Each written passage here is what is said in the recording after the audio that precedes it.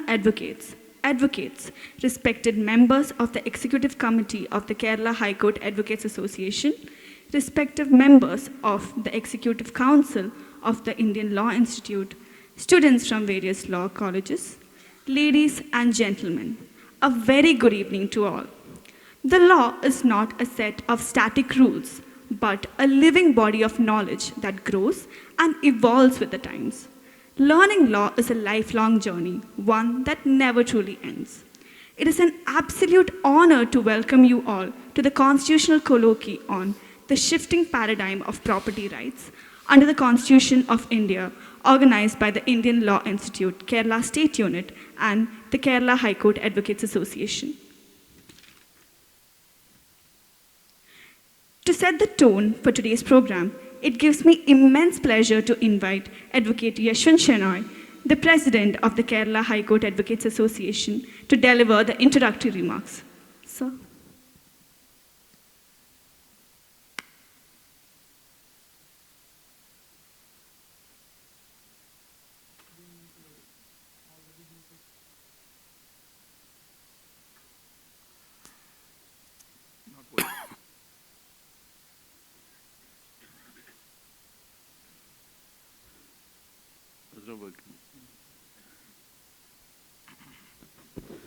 Good evening to all the dignitaries of the stage and on the stage. I am doing this task this time of welcoming the dignitaries that are on the stage, who are both of whom are very close to me.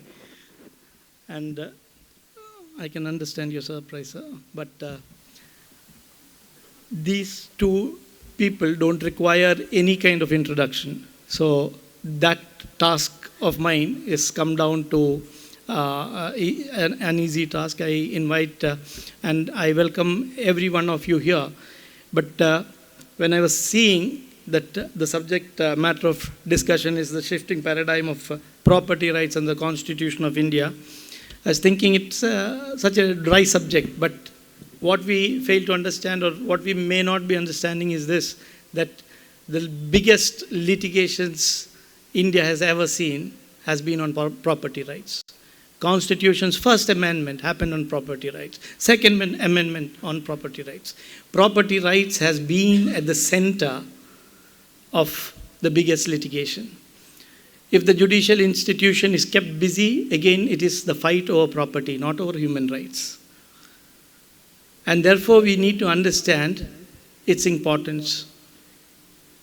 But as a practicing lawyer, I would be more happy if this debate happened more often inside the courtrooms than have these kind of academic discussions. Because one interesting part about property law is this, and the manner in which the courts have interpreted is, again, all depending upon the notions of property that we have from time to time. 1950s, please understand the scenario we had. We had the zamindars and all those things, the deprived classes, and therefore the interpretations made by the Supreme Court at that time suited those times. It was important to redistribute that property. And therefore, most interpretations went in favor of the state, But there was always this challenge of looking at state as a land grabber. And please understand, in most of these property debates or disputes at that time, the state was the largest land grabber. The state was the largest property grabber. And that continued because of the scenarios those existed at those times, where the wealth has to be redistributed among the masses. But please understand, as we evolved as a society, how much have we come through. I will give one smallest example. Like, of all the property debates that we went, the 44th Amendment brought in Article 300A of the Constitution, which ensured that the property is not anymore a subject of fundamental rights, but it is going to be a legal right. And no person shall be deprived of property without an authority of law. Now let us see something that we do on our daily life. Most of us might have matters under SURFACE Act, Securitization Act. Please see, no courts is actually interfering with those rights where the property of people is being grabbed and we are not even seriously looking into it. I filed one writ petition in the Bombay High Court challenging the constitutional validity of Section 14 of the Securitization Act. What is the problem with Section 14 is this. After 13(2) notice, the Supreme Court says that you don't need to go to 13(4), but you can directly go under 14. But the problem with Section 14 is this, that before a magistrate you are not being heard. Therefore, please see what happens under Securitization Act. Your property is taken away without even giving you a single hearing. There is no scope. A property is being grabbed without a single hearing to the person whose property is grabbed. And we have not had this debate in the court. I filed that writ petition 1 year back at the Bombay High Court. I have not had a hearing. I am going to take my chances at the Kerala High Court. I want to see if I cross the registry. I want to see if I cross the registry. Securitization Act, even if it's a constitutional validity, registry. No. Who is sitting? Now I guess Gopinath, sir, Justice Gopinath is sitting, but if it was Justice D.K. Singh, there's no way registry would clear it. So that is the state. And something that came recently to me is when I speak about this attitude, I am also suffering from the same problem. I'll tell you what. I had this recent experience of going to Marayur. There was a land grabbing that had happened. There was an issue basically with the sandalwood department, like the forest department, sandalwood division. So there was this issue going on with the advocate and the magistrate. I saw, and then I saw something that has happened there. Under the Kerala Forest Vesting and Management of Ecologically Fragile Land Act, the government of Kerala had grabbed lands from about 80 people. Revenue lands in the name of ecologically sensitive, as being ecologically sensitive. So when I met the person, I said, how much property you have? So she said, 4 acres. Then I said, 4 acres of property, how is it that you don't have money to litigate? They are from the poorest of the sections. Trust me, they are thinking of their next meal. They are thinking of their next meal. How are they going to get their next meal? But when I ask them, how much property did you own? She says 4 acres. Now, please look into this. My attitude, my brain immediately shut. Somebody having 4 acres, why is she even thinking in terms of next meal? The fact is this, our idea of 4 acres of land is like, a rich person. But for her, that 4 acres of land was nothing but grazing lands. I worked with the government of India for a decade on Biological Diversity Act. I wrote the rules, I wrote the regulations. I was feeling proud that I have covered almost everything. But then I realized just last week that I did not know about it. And trust me, that place is just 160 kilometers from the seat of justice. From the seat of justice, 160 kilometers from seat of justice. And for the last 10 years, they have not been given justice. Nobody even knows about it because none of them have reached the court. None of them have reached the court. What about the District Legal Services Committee and all those legal services authority that we have? None of them have reached the court, and everybody has written to the minister, to every possible department of the government they have written.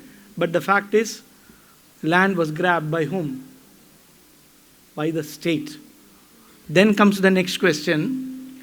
If they come to the court, can you expect justice? What happens if the government pleaders who are supposed to come and tell the truth to the court and assist the court with the truth becomes a part of the land grabbers? Can you even think of justice? It is that painful when it comes to property, and trust me, when we speak about human rights, this thing, you know, when we all came under the Constitution, when we all decided that we will come under the law, that was to what?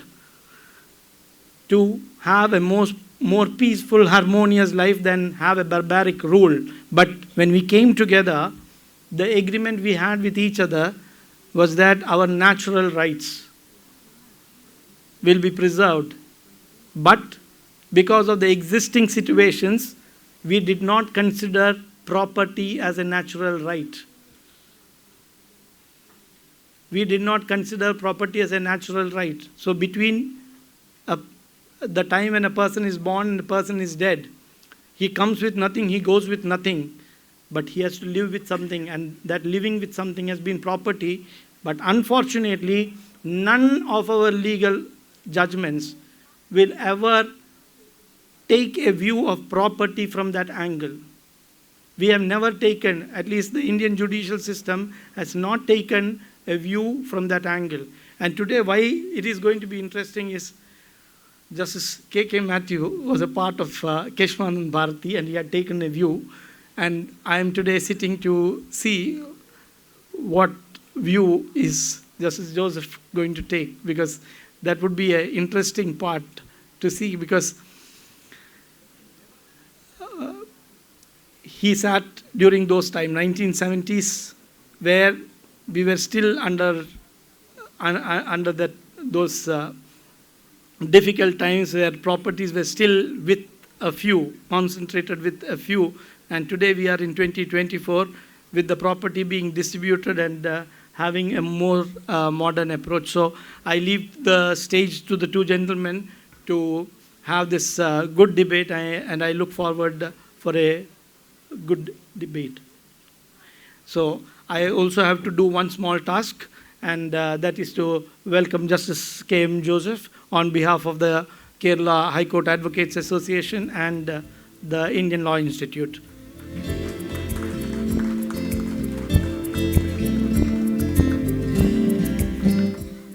And then even if he is a part of our everyday affair, but I still would like to welcome Justice Jayasankaran Nambiar on behalf of the association and on behalf of Indian Law Institute.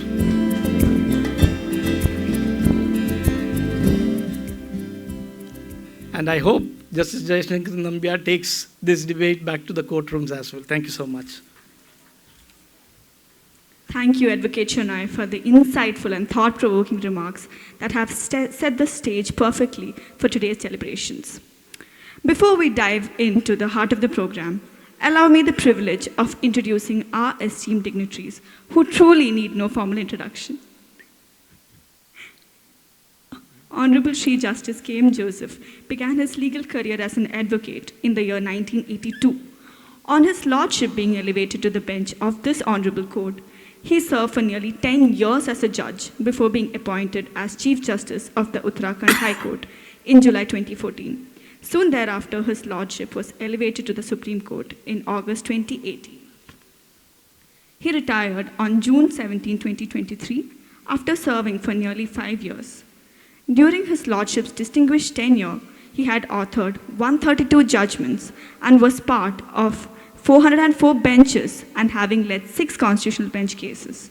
His dedication to safeguarding democracy and his profound understanding of the law makes him a true inspiration to all in the legal fraternity.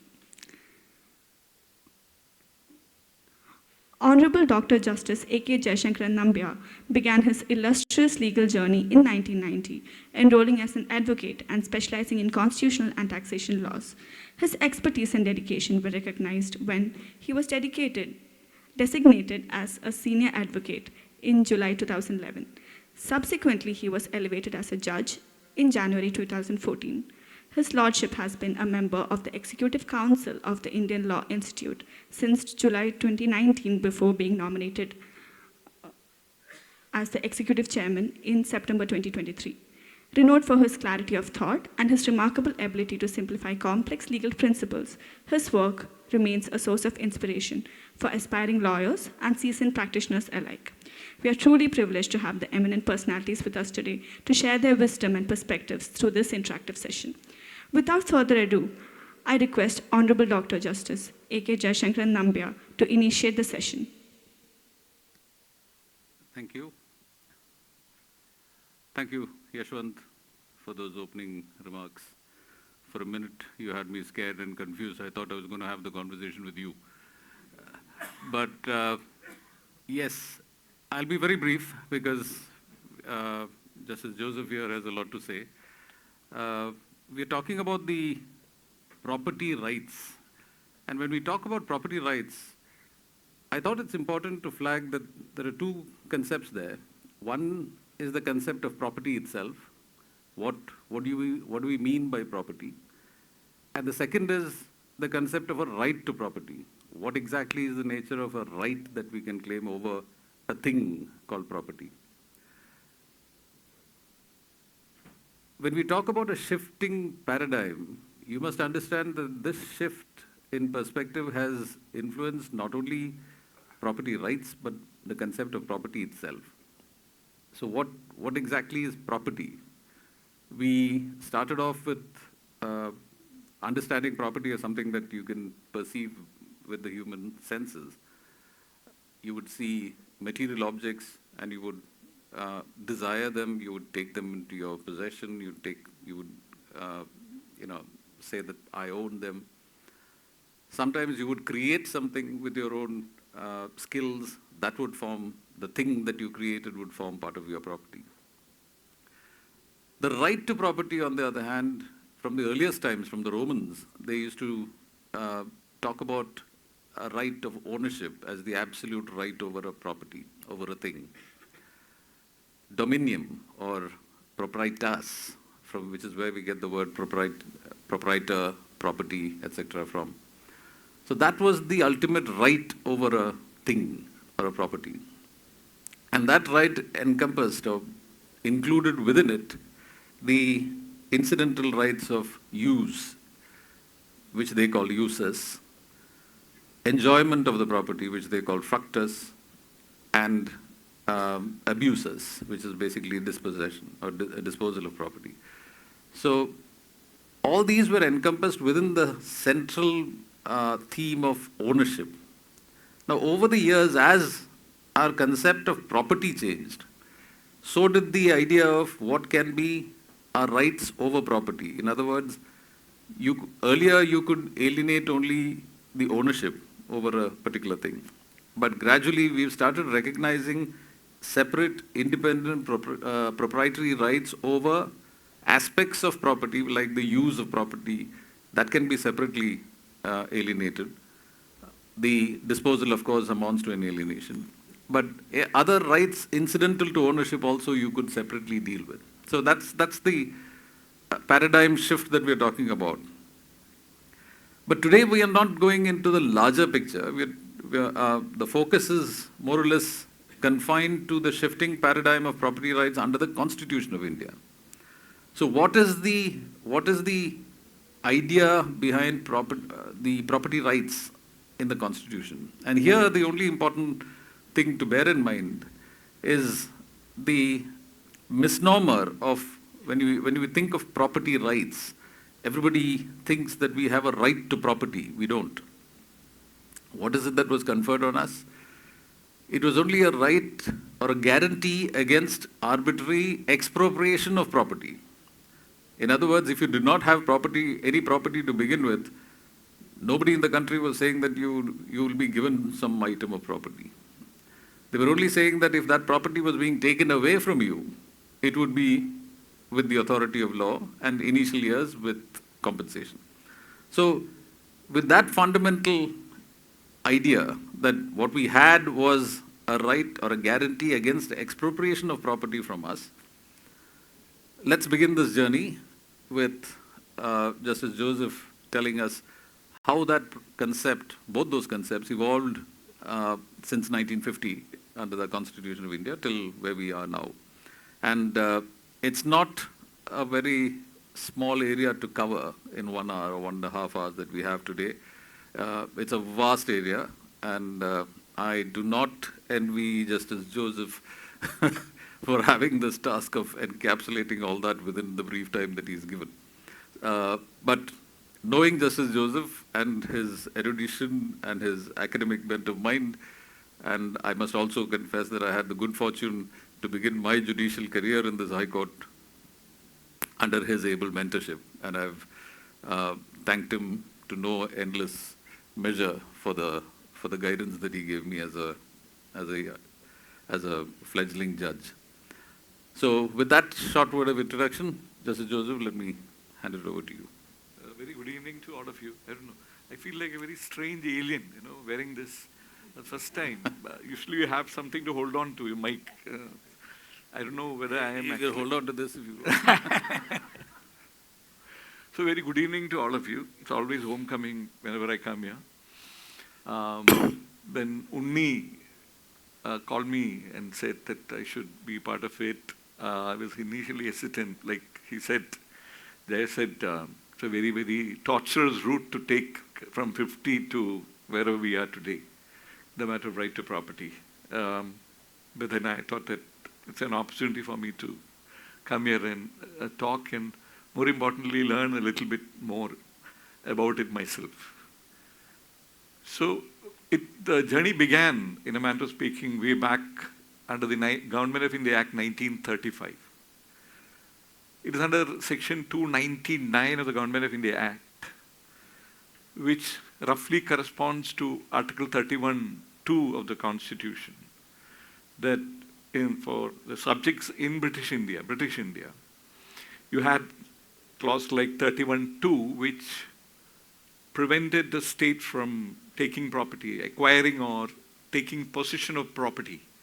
The property was only confined to land, and without there being a public purpose, and without there being compensation paid. Basically the principles of eminent domain, which was recognized in England for a long period of time. Thereafter, when the Constitution was made, it is not very unnatural that founding fathers decided to follow that pattern. But they also decided to incorporate a separate fundamental individual right in Article 19(1)(f). So 19(1)(f), to begin with, was a conferment of a fundamental right to property. The right to property was to acquire, hold, and dispose of properties. These are the three rights which were given. They were made subject to any law-made reasonable restrictions on the basis of public interest and the interest of scheduled tribes, 1905. And then you had the whole of Article 31. This is how the Constitution read at the beginning of the Republic, way back on 26th of January 1950. Soon, when the Government of India and the states embarked upon what they considered to be the solemn duties under the directive principles, to kick it off with agrarian reforms, it ran into trouble, and the matter reached the superior courts in the form of high courts to begin with, Kameshwar Singh, Bihar, and Allahabad, and they started taking a view that it's violative of Article 19(1)(f) and 31, and compensation which was being doled out for the vesting of estates, landlords' rights.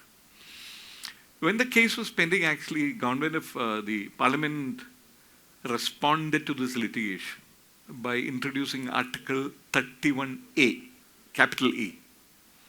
Article 31A, as it was introduced by the First Amendment, actually only provided for immunizing laws made in the field of agrarian reforms and from all fundamental rights to begin with.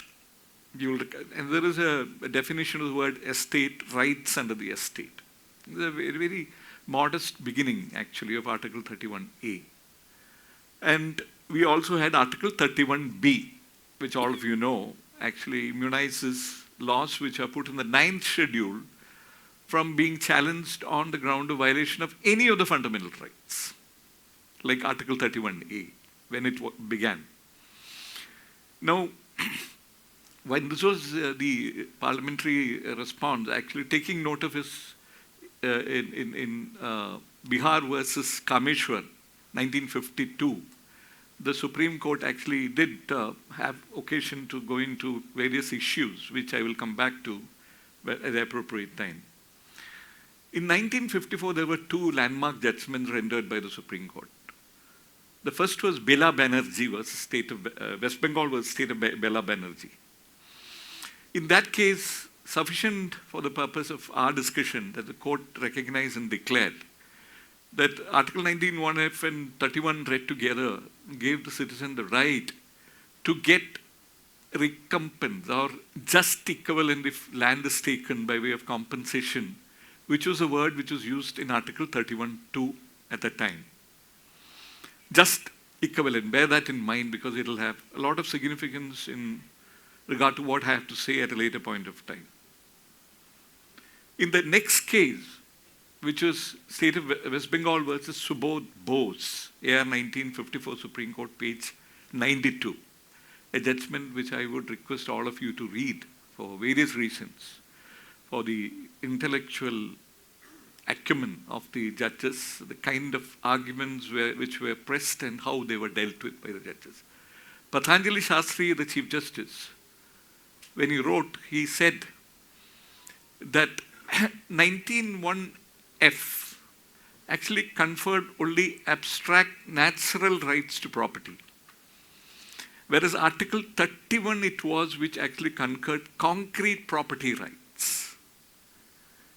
Then Sarkar, who wrote a partly dissenting judgment, because what happened in that case, the facts are a little interesting. Under the West Bengal law, there was a revenue sale and Subodh actually purchased property in the revenue sale. It entitled him to actually terminate under leases. So he proceeded to do that. Now that involved the plight of tenants who were dependent upon their tenancy rights. So West Bengal government actually brought in an amendment, took away those rights. The question really was whether this amounted to a violation of Article 19(1)(f) or 31. The Calcutta court had held, High Court had held that it did. It violated 19(1)(f). So the Chief Justice wrote a judgment saying, actually, if you look at the wording of Article 19(1)(f), it says, you have a fundamental right to acquire, hold, and dispose. So they're all abstract rights. And as I said, the real concrete rights are against deprivation to be found in Article 31. So this law made by the West Bengal actually modifying the right to terminate the rights of the underleases did not amount to violation of any of these rights which are mentioned in Article 19(1)(f). They're all abstract rights. And there's no deprivation as such. And therefore, the court, the Chief Justice took that view. The second issue which was there was, Chief Justice, what is his name? Shastri. Yeah. Shastri actually had a view about the interplay of Articles 31 and 32. Justice Sarkar took the view that actually 31(1) embodied the principle of police power under the American jurisprudence. What did 31(1) say? Because it's no longer there in the Constitution, you will not find it in any of the books unless it's a footnote. It says that no person shall be deprived of his property except in accordance with law. So, borrowing from American jurisprudence, Justice Sarkar was the view this actually enshrined the doctrine of police power, which means if you want to deprive somebody of his property, you need to have the authority of a law. That's all. You don't have to pay compensation in all cases of deprivation. In short, it's the reasoning of Justice Sarkar. Whereas the Chief Justice took the view, no, it is actually they hold the field together. 31(1) and 31(2) hold the field together. Any kind of deprivation which is not covered under Article 31(5)(b).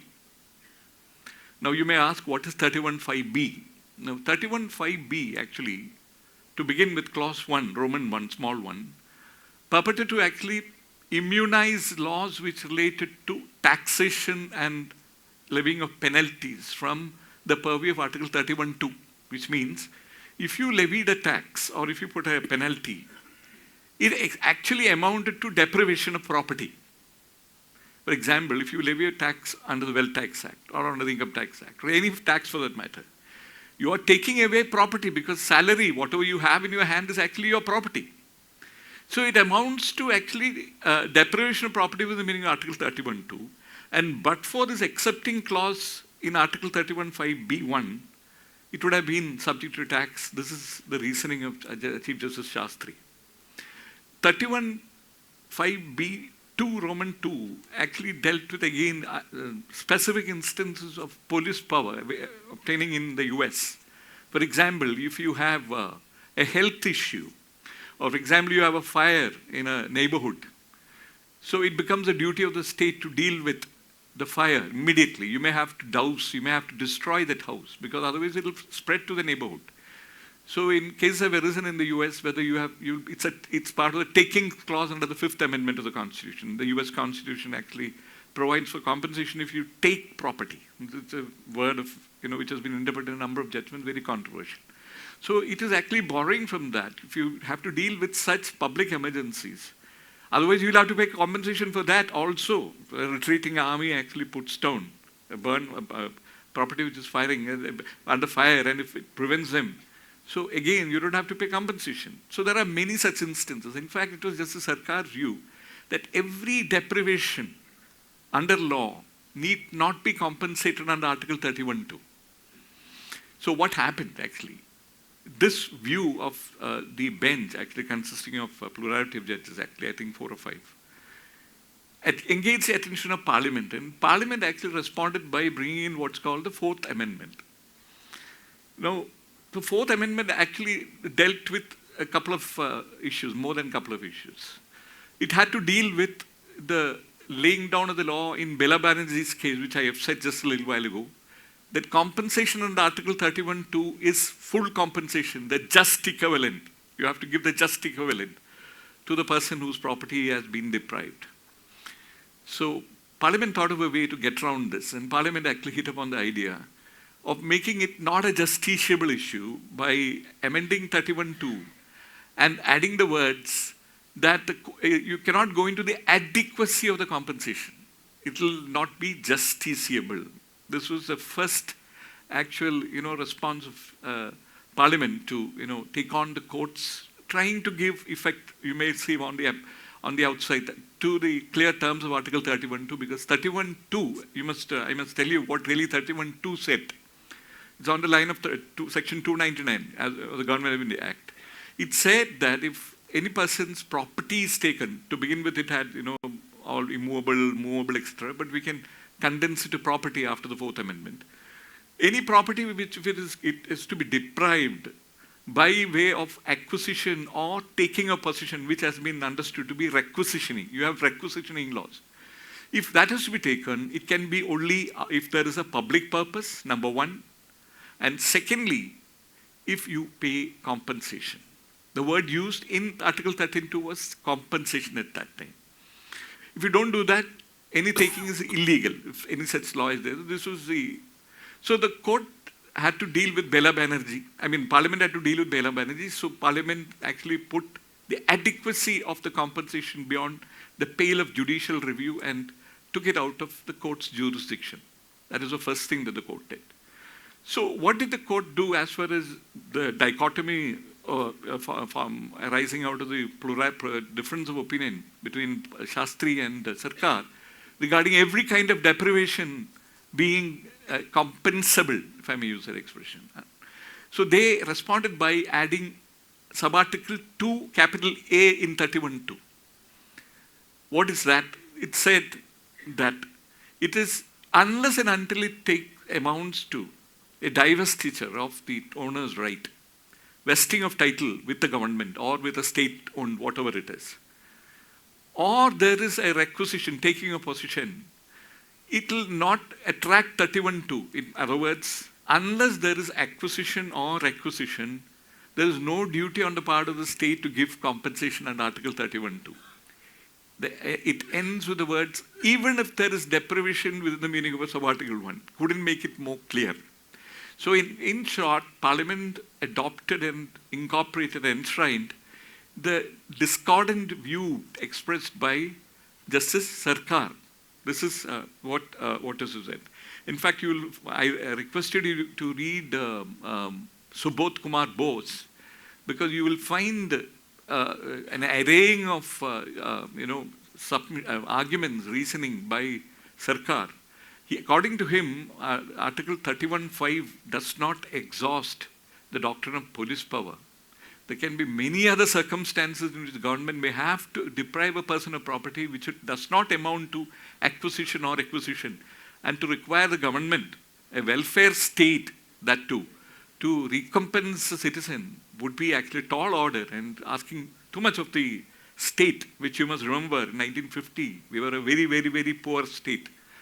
In Malayalam, if I may say, vanna valiye marakkaruthu, what it was at that time. We have progressed, we have come a long way, but at that point of time, I don't know if I was born in 1958, I was brought up on films like Ningal Enne Communist Aaki and things like that. It was a whole lot worse in those days. For the word communist, it brings up a kind of a smile on his face, because I'll be dealing with property owners, where Justice Krishna Iyer was under fire. I'll be giving you my take, which may be a little bit critical. So this is what happened in West Bengal versus Subodh. Now, in Shirur Mutt's case, which incidentally happened to be decided in the very same year, 1954, Justice Shirur, I think it was Justice Mukherjee, who actually clarified that the view taken by the Chief Justice in Subodh Kumar case, that 19(1)(f) and 31(1) and 31(2) appear to 19(1)(f) deals with abstract rights and 31(1) deals with concrete rights is not correct. It was clarified that actually they even Article 19(1)(f) is not limited to abstract rights alone. That has been followed, and that is a law. I need only say that. Then came the Fourth Amendment. I have already mentioned the Fourth Amendment. So then came K.K. Kochunni. In fact, a little bit parochially proud to tell you that some of the most important judgments which have been rendered by the Supreme Court have all arisen from the state of Kerala. You will find as we go along. And this is Kochunni. And in Kochunni's case, what were the facts? A couple of sentences about it.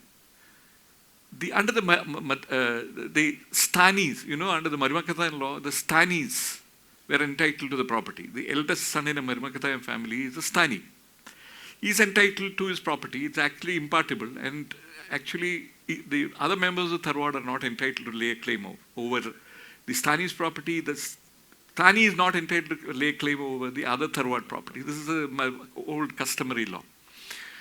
So, in the case which had reached up to the Privy Council, in the first Kochunni, and the second Kochunni, which was decided by Justice Subbarao in 1960, 1960 Supreme Court, page 1080. The Madras Marimakathayan Act actually tried to make an inroad into this principle and give a right to the members of the Tharwad right over the Stani's properties. That was the time when 19(1)(f) was actually holding the field, and therefore he had a right to property. So they went to court saying that this is a Stani's property. We have a right, fundamental right under Article 19(1)(f). This amounts to tinkering with our right.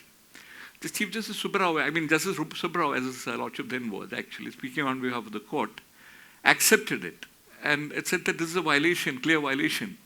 And none of the grounds which are trotted out appear to be a justification within the meaning of Article 19(5) of the Constitution. The most important thing about this judgment is the court held that a law under Article 31(1), which speaks about deprivation of property in accordance with law, so it is subject to nothing else? No. The court took the view that it is subject to Article 19. This is the beginning, in a manner of speaking, to slowly depart from the view taken in A.K. Gopalan, where the court took the view that all rights exist, all the fundamental rights exist in islands. They are distinct rights. Justice Subbarao went on to, in fact, boldly, forthrightly say that since I am bound, I am following it. Otherwise, I would have been inclined to agree with the view of Justice Fasal Ali, who was a dissenting judgment, who wrote the dissenting judgment, which today is in fact a law, as you know, after Maneka Gandhi. So he held, therefore, that 31 law is subject to 19, and the kind of interrelationship between fundamental rights slowly made its modest beginning is my submission. Next, we have the 17th Amendment to the Constitution. The 17th Amendment is, you need only note that it added the second proviso in Article 31A. Clause 1 of 31A.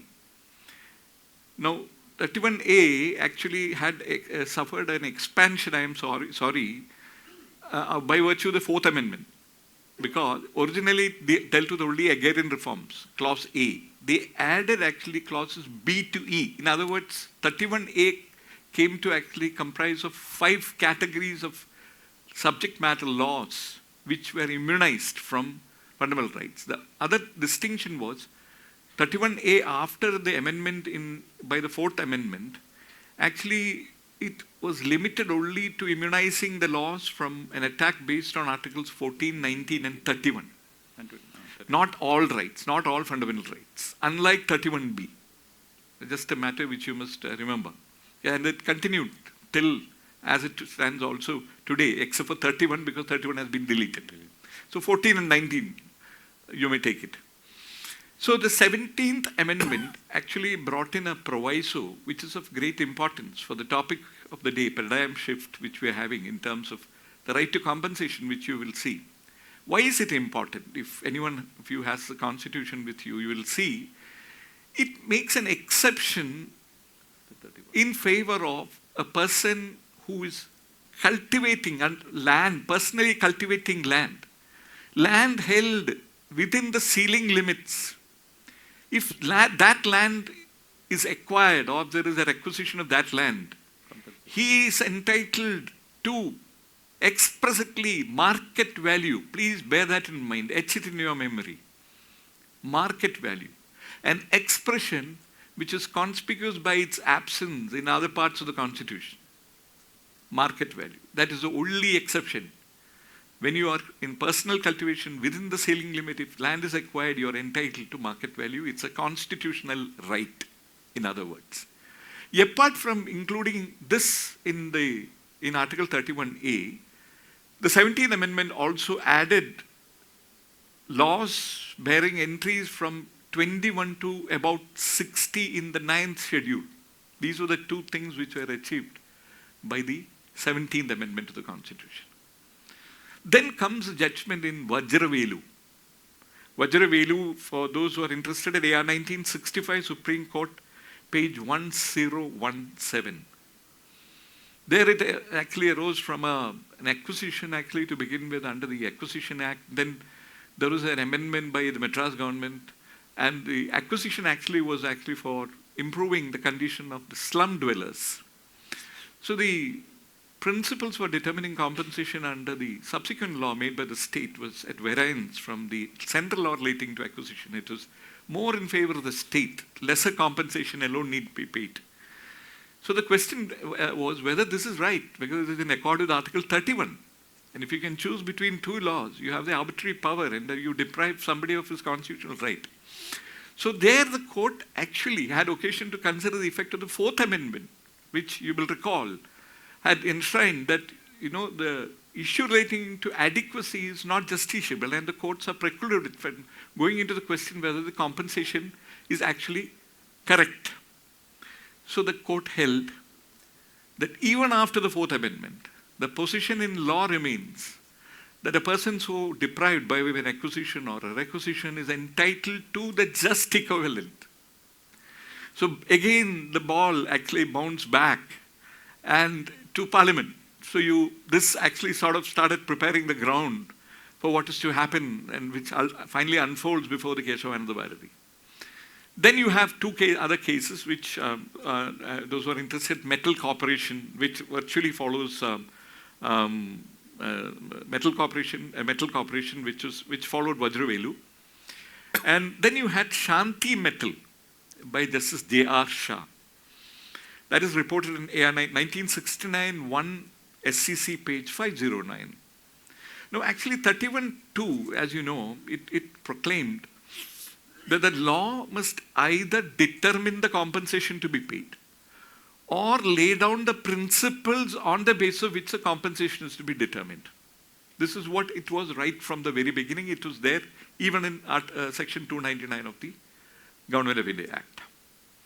So the question which arose was, if you adopt principles which are not relevant for determining the compensation in a particular case, you can have a completely skewed understanding of the sum to be paid by way of compensation. It will result in grave constitutional injustice.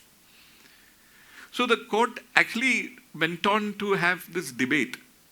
If you have relevant principles and then you arrive at a figure, and then you can probably be bound by the constitutional inhibition brought in by the Fourth Amendment, which precludes the court from actually going into the question of adequacy. So if you don't do that, the court can still interfere. That is a limited, narrow window where the court can actually interfere. Finally, it is sufficient for you to notice that the matter engaged the attention of the celebrated judgment in Rustam of the Cooper case, bank nationalization case. 14 banks were nationalized by Mrs. Gandhi, and compensation was determined. See, the theory that the whole is better than the whole of its parts. You know, as a legal principle, you would have learned in jurisprudence, the whole, for example, you take a car. There are many parts to it. The value of each part, and if you aggregate it, the whole aggregate will be more, the value of it will be more than. Obviously, we know that. That's a principle. So the banks, when they did the valuation under the Act, the court found fault. Justice Shah wrote the judgment. Again, we had written the judgment in Shanti Metal. He had not agreed fully with the view taken in Vajravelu. So the court still said that, you see, if you award compensation which is illusory, because if you say something which you can award 10 lakhs, you will award 100 rupees. You're robbing the citizen of the property when there is a right to compensation under the Constitution, Article 31, and a fundamental right under Article 19. So the court held in Cooper, in other words, that you must follow principles which are relevant within the meaning of Article 31(2). You cannot also arrive at a figure which is completely illusory. That's entirely within the court's ken to actually have a judicial review and find out whether these things have been followed, so you don't end up.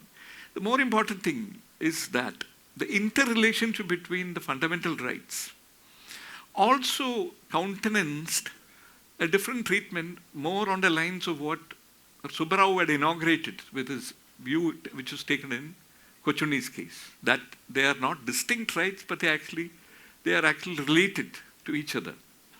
You will find that discussion there. Now, this one more development took place in 1967, the celebrated judgment in Golaknath's case. See, all along, I may just go back a little bit. It is Shangiri Prasad in 1952, the Supreme Court was faced with the amendment to the Constitution which was challenged. And the court said a constitutional amendment cannot be challenged on the ground that it violates fundamental rights because it is not law within the meaning of Article 13. You know that. And it was Shangiri Prasad, and we had Sajan, and then we had Golaknath. Now, Golaknath took a different view. They said, no, it is law within the meaning of Article 13, and there is a violation of fundamental rights. There was struck down the amendments, and they included the First Amendment. So the court resorted for the first time to the principle of prospective overruling.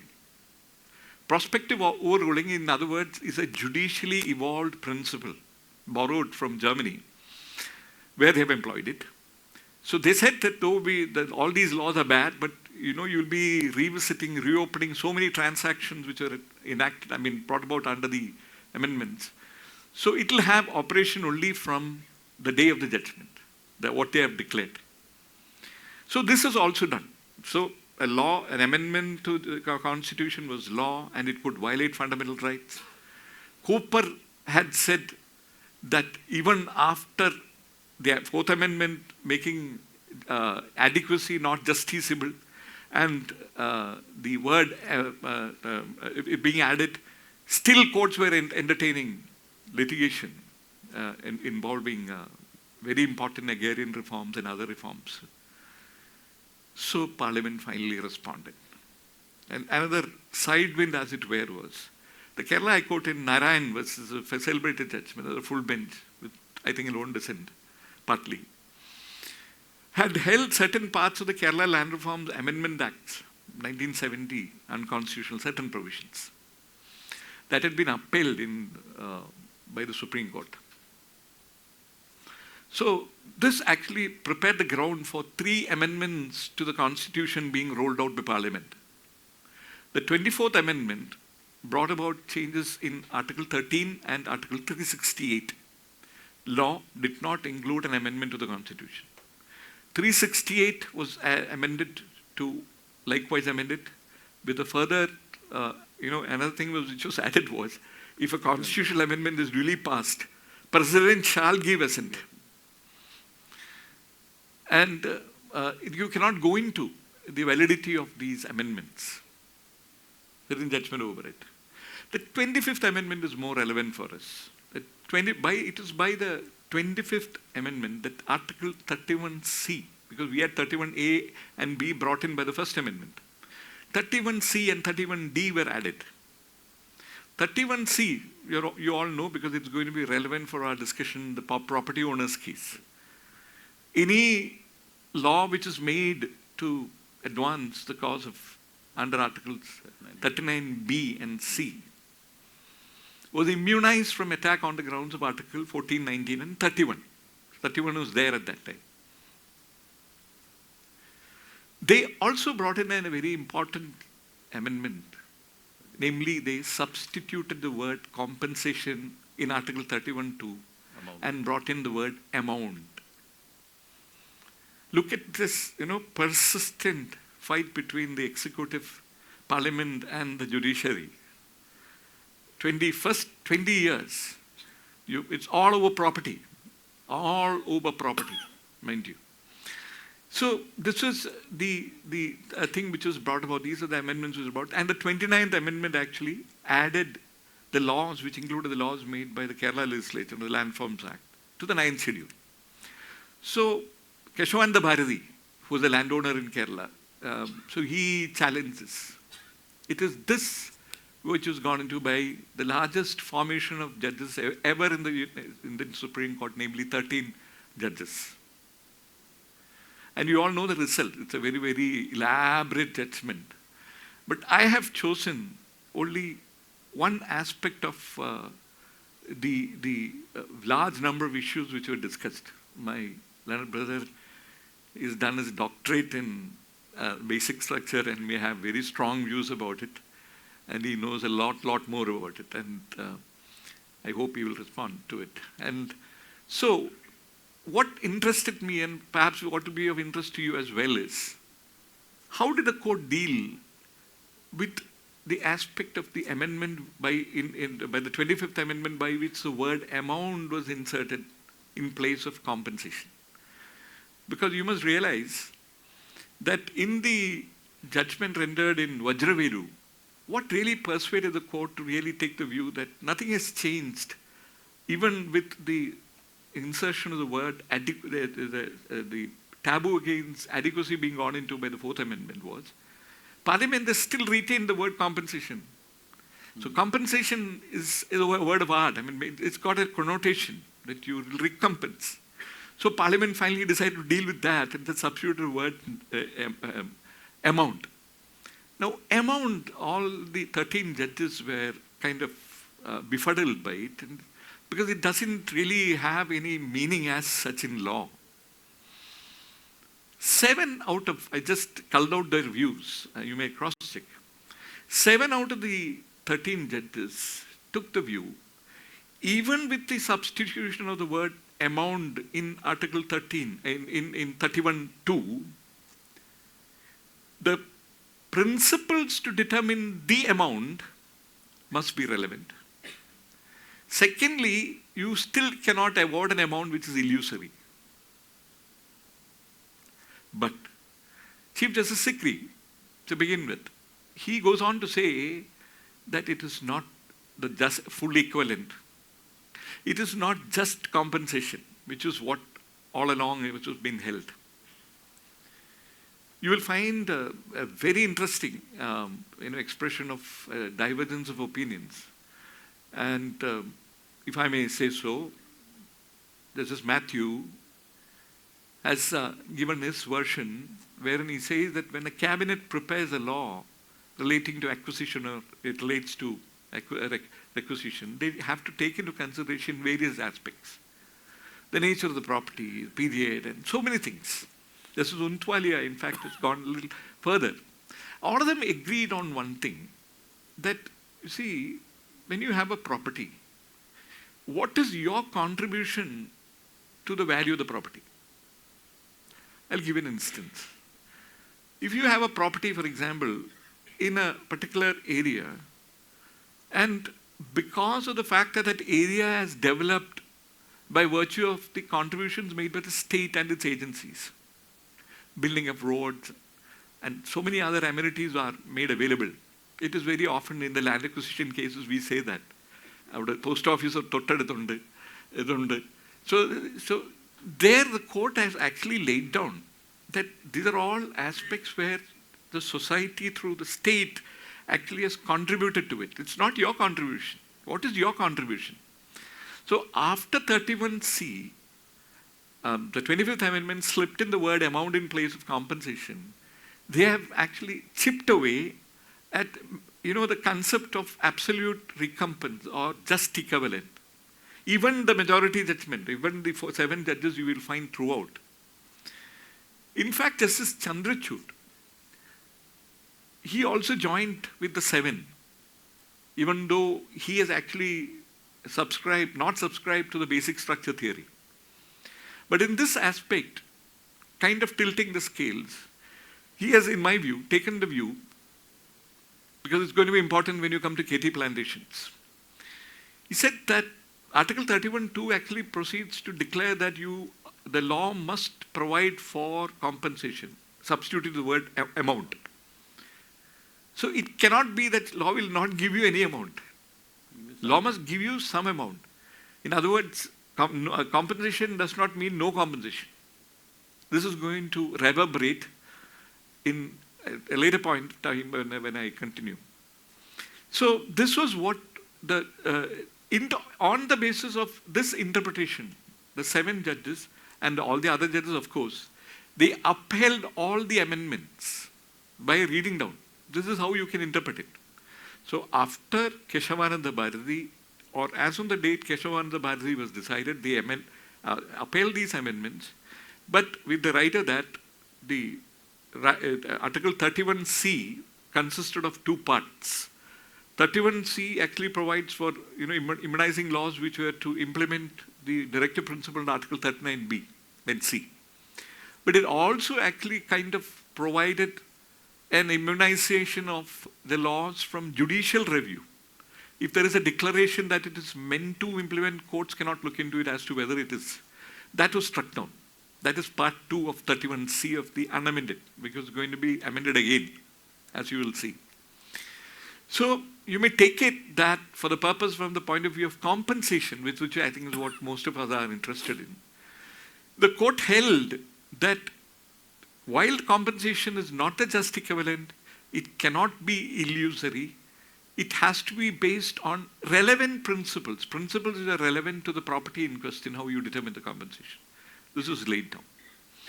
Then came the 44th Amendment.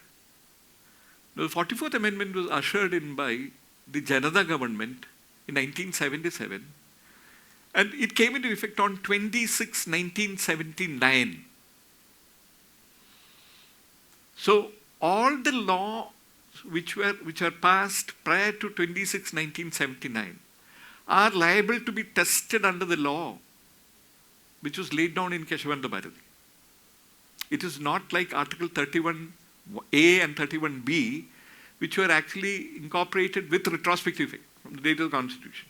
This is the one difference. This judicial pronouncement will not take away, the amendment which was brought about by the 44th Amendment. What is that amendment which was brought about by the 44th Amendment? 44th Amendment deleted Article 19(1)(f) and Article 31. They actually also brought in, by the 42nd Amendment, they had brought in 31C with an amendment, 42nd Amendment. It's a very kind of a notorious, as we call it today. Now, what did that do? Apart from 39B and C, Parliament thought that any law to implement any of the directive principles should be immunized from a challenge based on Articles 14, 19 and 31. Part 3. Yes, entire Part 3.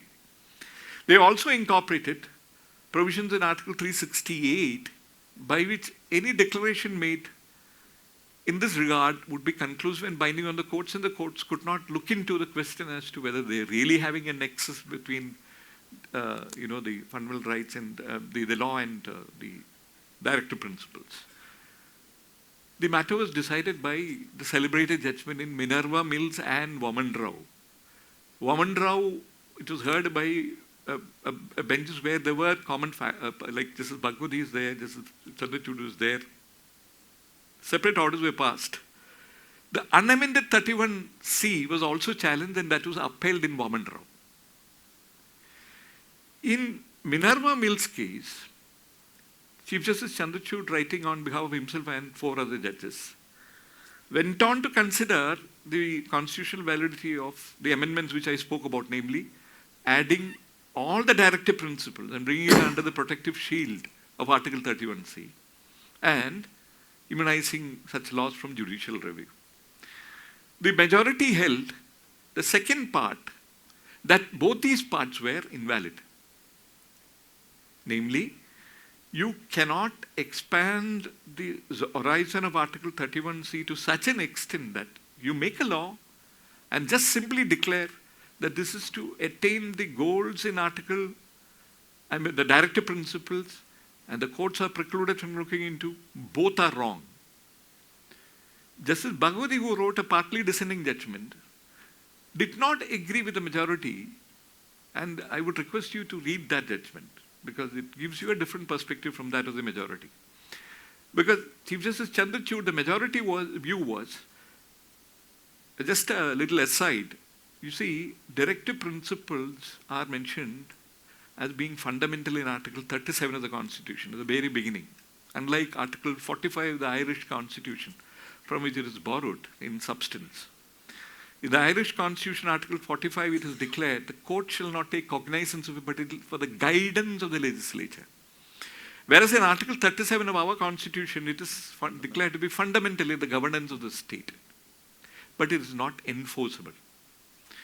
So Justice Bhagwati writes that everything that is not enforceable in courts does not cease to be legal rules jurisprudentially. They can still be legal rules which are to be considered. So the reasoning of the majority was fundamental rights have been declared to be transcendental. They trump over directive principles. This was the view taken right up to the Kerala Education Bill case. There was a mild stirring in that judgment, where the court actually said, no, when you are trying to, you must also look into the directive principles.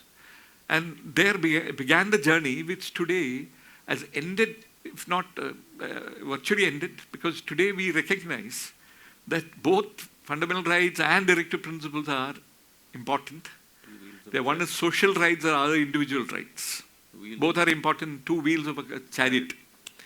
Conscience of according to Granville Austin. So this is how it is understood. So once the majority took the view, It's okay that you must harmonize, you must give, but you must always, if there is a direct conflict, you must always give precedence to the fundamental rights. So Justice Bagudi joins issue and says, if you have upheld the unamended 31C with respect to one of the directive principles, and if the directive principles are particularized version of Article 38.1, because 38.1, you must realize, says that you must usher in, state is obliged to usher in, state which is where you have social justice, economic justice and political justice, which are goals which are enshrined in the preamble. So you're giving effect to it. When they are particularized version, how do you distinguish between one directive principle and then what is the logic behind your, this is how, the debate actually went. Now, once this takes place, I think the time has come when, I can pass on to considering the question which is posed to me by, by Justice Nambiar. What is the right to compensation which you get under the Constitution in the absence of Article 1931? This question was directly considered by a Constitution bench, the decision reported in 2011, Volume 9 SCC, page 1. On the very same day as this judgment was pronounced, another judgment was pronounced by the same bench, Rajiv Sarin, by Justice Dr. Sharma, from the Uttarakhand Forest Act. This was from an acquisition which was actually protected under Article 31A. But the court went on, Justice Radhakrishnan, K.S. Radhakrishnan, wrote the judgment, went on to consider the question pointedly as to whether there is a right to compensation under the Constitution after the deletion of Article 19 and 31.2 in particular. It makes interesting reading. The court held that public purpose is indispensable for an acquisition. When it comes to compensation, the court goes on to deal, if I would request you to read from paragraphs 182 till 220, you will get precise, answers for these questions. Now, in paragraph, it's very important that I go through it for the point that I will be trying to make. The court says that after the deletion, after the 44th Amendment, actually, there is no constitutional right to compensation as such expressly. It will all depend upon the law, because Article 300A says, no person shall be deprived of his property save in accordance with the procedure established by law. So, procedure established by law. Law is made by, let us assume it is made by a body which is competence, legislative competence. That is taken. About that we will not, because that is a matter which has to be decided naturally. Assuming there is a law which is made, and it proceeds to fix the compensation, and when there is an acquisition. Now, whether you are entitled to the market value, whether you are entitled to X amount, Y amount, any amount, the court has gone on to say that there can be cases of nil compensation, nominal compensation. And then also court says if there is a no compensation that has to be justified at one place, then the court goes on to then clarify that while you can have nil compensation, which is possible when the state undertakes to discharge the liabilities on the property which has been acquired, there cannot be a case of no compensation, which I thought was a refrain from Justice Chandrachud's opinion in Keshav and the Bhairavi. All of this you must understand. You have no Article 31, no 19(1)(f. All has been deleted. So the court slips in a sentence that this is to be implied. Very pertinently, Sirwai in his constitutional law and P.K. Tripathi, he has written a separate article, they have advocated that the right to compensation persists even after the 44th Amendment, because entry 42 to list 3, the concurrent list, the 7th schedule, deals with the subject acquisition and requisition. And since acquisition is part of doctrine of eminent domain, And it falls into two parts, public purpose and compensation. So these two learned authors and lawyers, they argued that even after the deletion of 19(1)(f) and 31(2), you are still assured of compensation when you make a law, because you need to make a law. So if you make a law, you have to have this. Justice Radhakrishnan, writing for the Constitution bench, rejects this in paragraph 188 and says, no, you cannot derive a right to compensation from that. But then court says that it can be inferred. With the greatest respect, it leaves me as a student of law and undertaking a critical study to understand what is real juristic underpinning for inferring a right to compensation. But then, when you look back, certain things come out, kind of the major, inarticulate major premise. What really undergoes in the mind of a court when court decides. It's a lot of common sense, not too much of law. All of it is. Huh? Essentially, all of it is common sense. Absolutely. We have to do it from time to time. But I'm only saying, if you read those paragraphs, you'll have a problem. Then the court goes on to hold that law can be, which provides for compensation, is liable to be tested. It's for the state to justify when it's not giving compensation, inadequate compensation, etc. The court says it can be justified on 4 grounds. I mean, it's a challenge. Firstly, legislative competence, no problem. Secondly, the court says, violation of Article 14. Now, I have a problem there, because in Keti Plantation, the court elaborately refers to Ashok Kumar Thakur and the earlier judgments which were holding the field, which have held, including McDowell's case, 1986, which, as you know, have held, that you cannot challenge a law made by a legislature, parliament, state legislature, on the ground that it is manifestly arbitrary. They said, they use the term arbitrariness. Arbitrary. Manifest arbitrariness is your friend's contribution. No, it is there. If you say that, manifest arbitrary and things like that, it is not accepted by the court. In 2008, Ashok Kumar Thakur was in 2008. Even in McDowell. Even in McDowell. Argued by Justice Nariman, as he later turned out to be, who later on wrote the judgment in the triple talaq case. That's right. So the court said that if it is violative of Article 14, you can challenge a law on the ground that compensation is not good enough. So there I would straight away point out that as the law then stood, once you say that manifest arbitrariness is not a ground, and then the only ground is that it falls foul of the doctrine of classification. It's a class legislation. discrimination. That is a classical theory of Article 14. You can do that, but otherwise no. Then he harnesses the principle of rule of law. Article 21. A number of paragraphs are devoted to this discussion that rule of law can form the basis for challenging a law which doesn't give you enough compensation. The greatest respect. I do not think the Constitution, the law as it stands, recognizes rule of law. I hope it becomes. The more the better grounds for lawyers and more cases. And these days, we don't know what Parliament will do or anybody will do for that matter. So you need more grounds. Then the court also says the basic structure. You can challenge a law made by the legislature on the ground that it is violative of basic structure. Straight away, I will take you to the recent judgment in the Madrasa case from UP, where the court reaffirmed the position, which it always was, that you can, while you challenge a constitutional amendment on the ground that it violates basic structure, you cannot challenge ordinary legislation on the ground of basic structure. No, that was said in Keshavananda itself. Keshavananda Bharati and that subsequent judgment also, I think they have said In that. Minerva. Specifically, they have said that.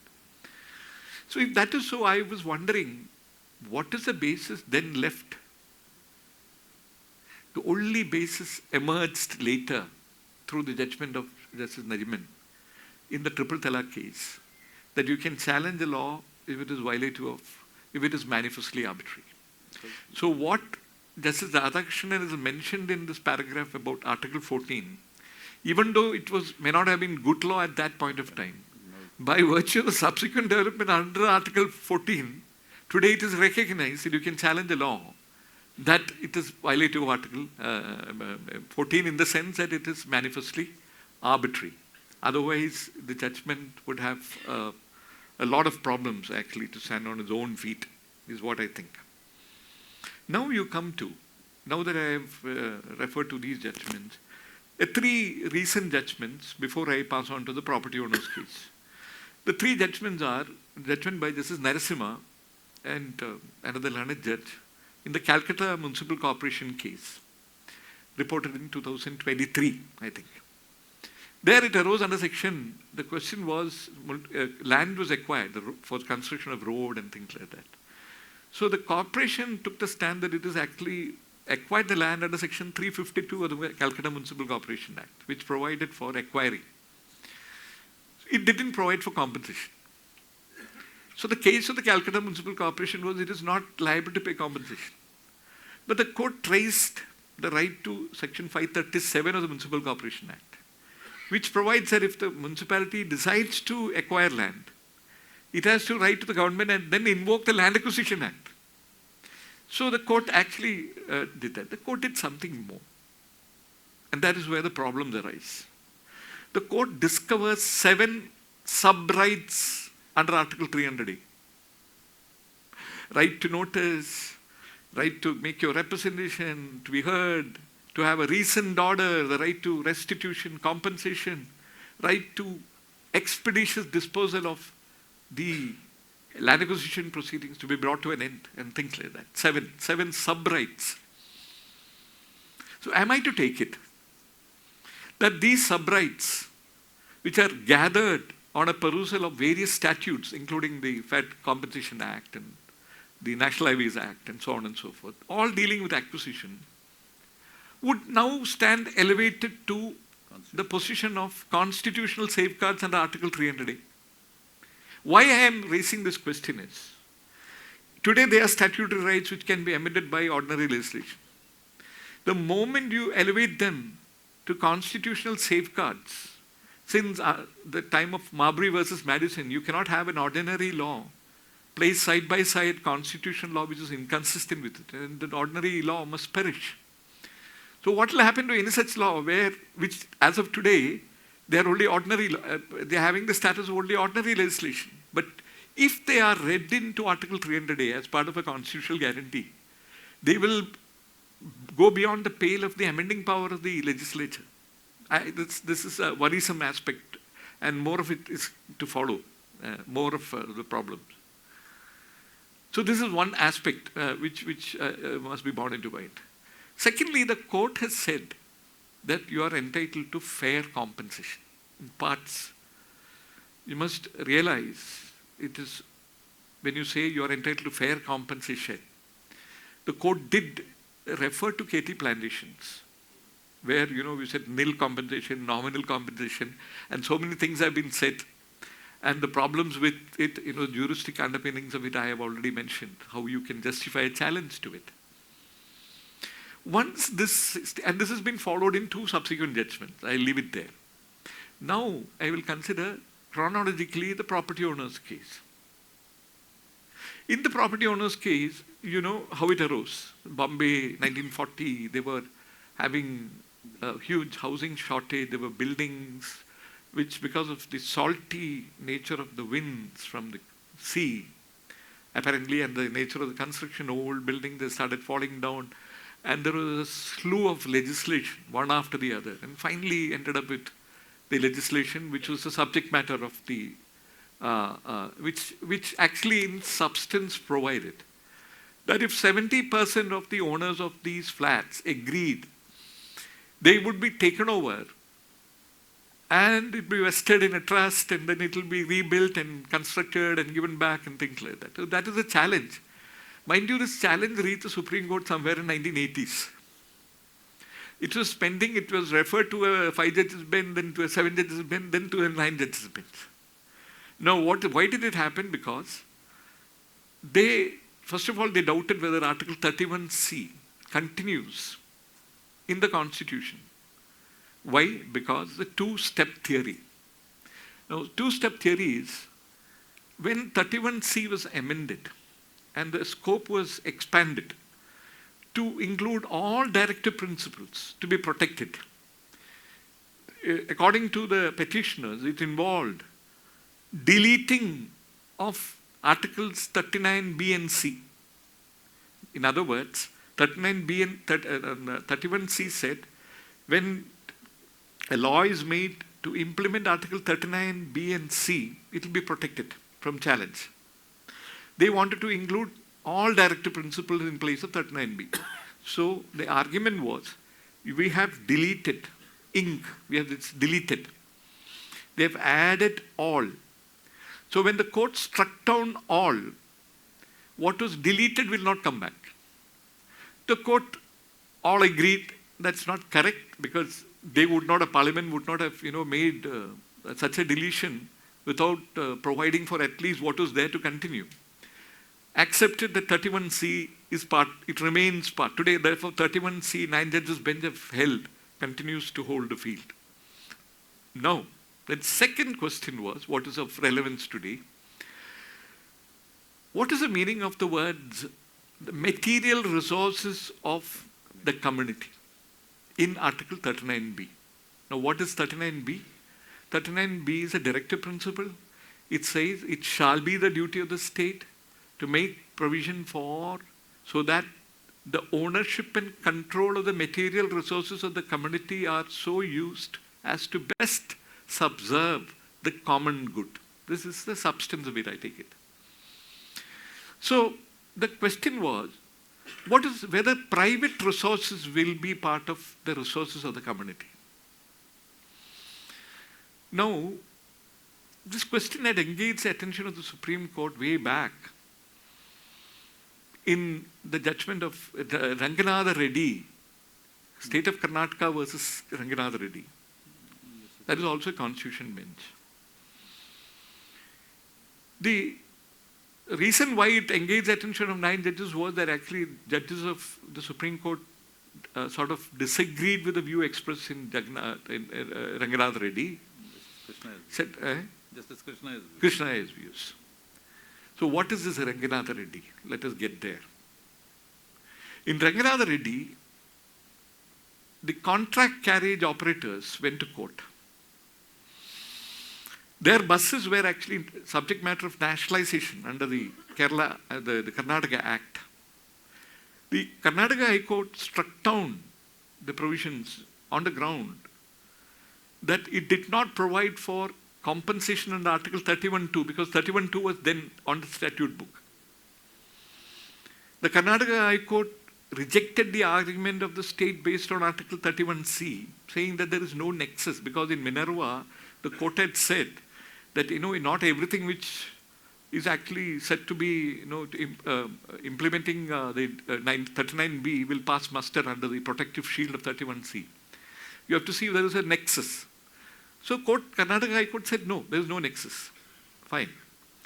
The Supreme Court, Justice Untwalia speaking for the majority, upheld the state's stand and upheld the nationalization law on merits, finding that the compensation which was awarded under the Nationalization Act was in conformity with the requirement of Article 31.2. No difficulty. With regard to 39B and C, as to whether it's entitled to the protection of Article 31C, the majority said we will not deal with it. And it said something more, I'll come back to it. Justice Krishna Iyer wrote a minority concurring judgment. In that judgment, Justice Krishna Iyer has proceeded to unravel his views in the matter. They are contained in paragraphs, more specifically from 95 to 99 of his judgment. In those paragraphs, he has given his view on material resources. What is the meaning of material resources? He has gone on to say, material resources of the community means material resources of not only the public authority, but all individuals. Of value, it's very carefully a set of value, of utility, of material needs being met. Fine.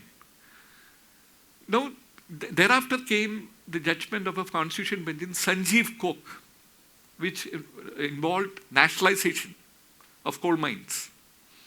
There, Justice Chinnappa Reddy wrote the judgment for the majority. So the point taken before the property owners' case was there was judicial indiscipline committed by Justice Chinnappa Reddy in writing the Sanjeev Kok case. And there was a subsequent 11 judges Mahfatlal judgment. And there are a few other judgments, which is by Fasal Ali. So the argument before this court was that this is a case of gross indiscipline because the majority had distanced itself from whatever has been stated by the minority. And therefore, what you have followed, purported to follow, is not the majority view, but the minority view. That's smacks of judicial indiscipline. The majority judgment has proceeded to find that there was judicial indiscipline. With the greatest discipline, I mean the greatest respect to the majority view.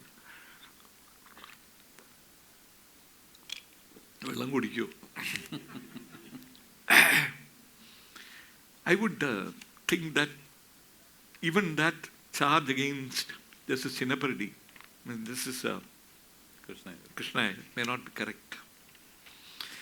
I would request you to go through the paragraph wherein the majority in Ranganatha Reddy case is supposed to have distanced itself, and compare it with what Krishna Iyer has held, Justice Krishna Iyer has held on behalf of the minority. You will find that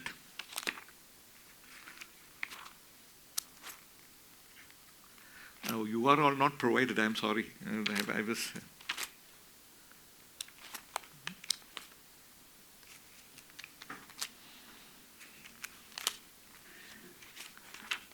what the majority has said is to be found.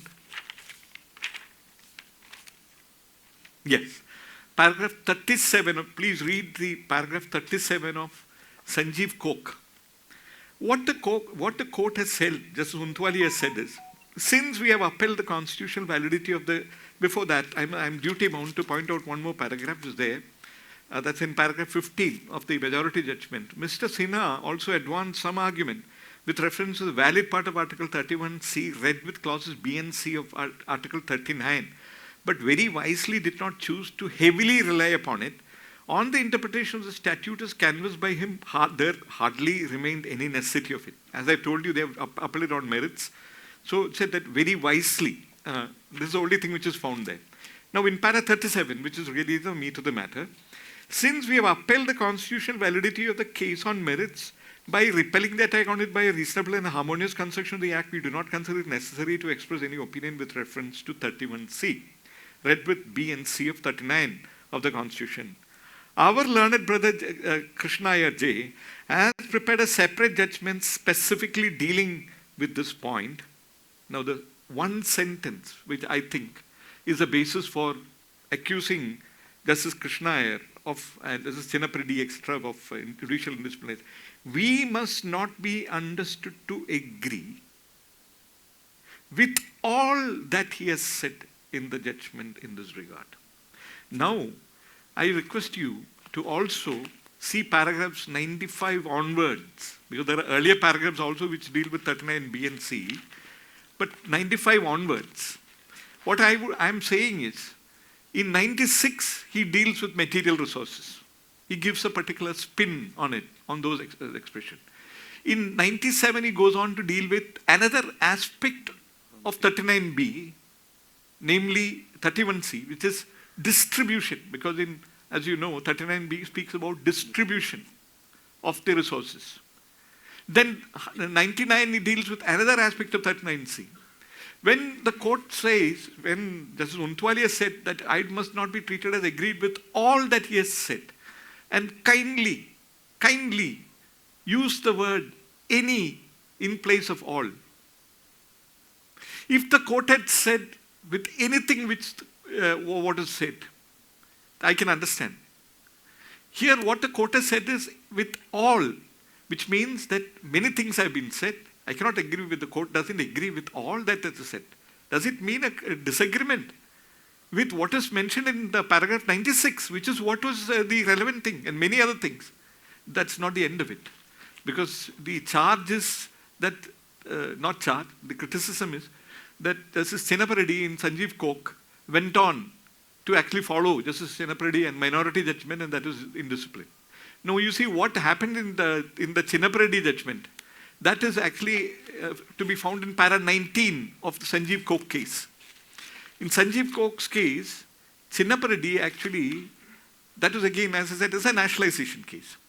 Now, in that case, the court actually has gone on in para 19. Please read para 19. The court begins the expression by saying, by material resources, we mean resources which can produce wealth. Then goes on to explain, and then goes on to say, for example, if you say that Himachal Pradesh has got a lot of mineral wealth, mineral resources. The mineral resources may be held in the public hands. It may be in private hands. But still you will use the expression in the hands of the community. When you use the expression community and not state, it can be publicly held or privately held. In fact, majority has now accepted that private wealth is also part of 39B. Not all is all that they say. Now, as to what is material, because it's a qualifier that really is a problem. What qualifies resources is material and of the community. Now, this has been taken care in my most humble and respectful submission by the views expressed in Chinnaparady's judgment, where it says it's capable of producing wealth. Thereafter, Justice Chinnaparady goes on to say that he also finds that this is supported by the view taken in Ranganatha Reddy by Justice Krishna Iyer. Independently, Justice Chinnaparady has actually found, this is what in fact Justice Nagaratna and Justice Dhulia would say in their judgments. So there is really no transgressing the limits of, the norms of judicial discipline. As I pointed out, the word all as against any makes all the difference. So there was no judicial indiscipline. Now coming to the matter even on merits, let us see how the majority judgment deals with it. The majority judgment, you will find that discussion, interpretation is inconsistent. You'll find in paragraph 204 onwards, you'll find the judgment. And then 209 says, none of these definitions, I am reading from paragraph 209 of the majority judgment, none of these definitions indicate that the terms exclude private property from the provision. So they begin with the private property is included. However, there is a distinction between holding that private property may form part of the phrase material resource of the community and holding that all private property falls within the net of the phrase. Great respect. Neither Justice Krishna Iyer nor Justice Chinnaparady have held that all private property. Justice Krishna Iyer said something of value, because Justice Nagaratna says your personal effects, jewelry of a person, personal jewelry, that would be excluded. Fine. Nobody has included because they said that something which is capable of. Justice Chinnaparady puts it on a different footing. In fact, that is another reason. Justice Chinnaparady's reasoning is not the same as Justice Krishna Iyer's reasoning. He said things of value, whereas he says things which are capable of producing wealth. What is capable of producing wealth? Certainly would be a material resource. So now he says, the court says, material resource of the community and holding that all private property. And then in paragraph 211, an interpretation of Article 39B, which places all private property within the net of, he goes on to refer to Sanjeev Kok, where the court has held that material, that it is capable of producing wealth. I must recognize that in paragraph 209.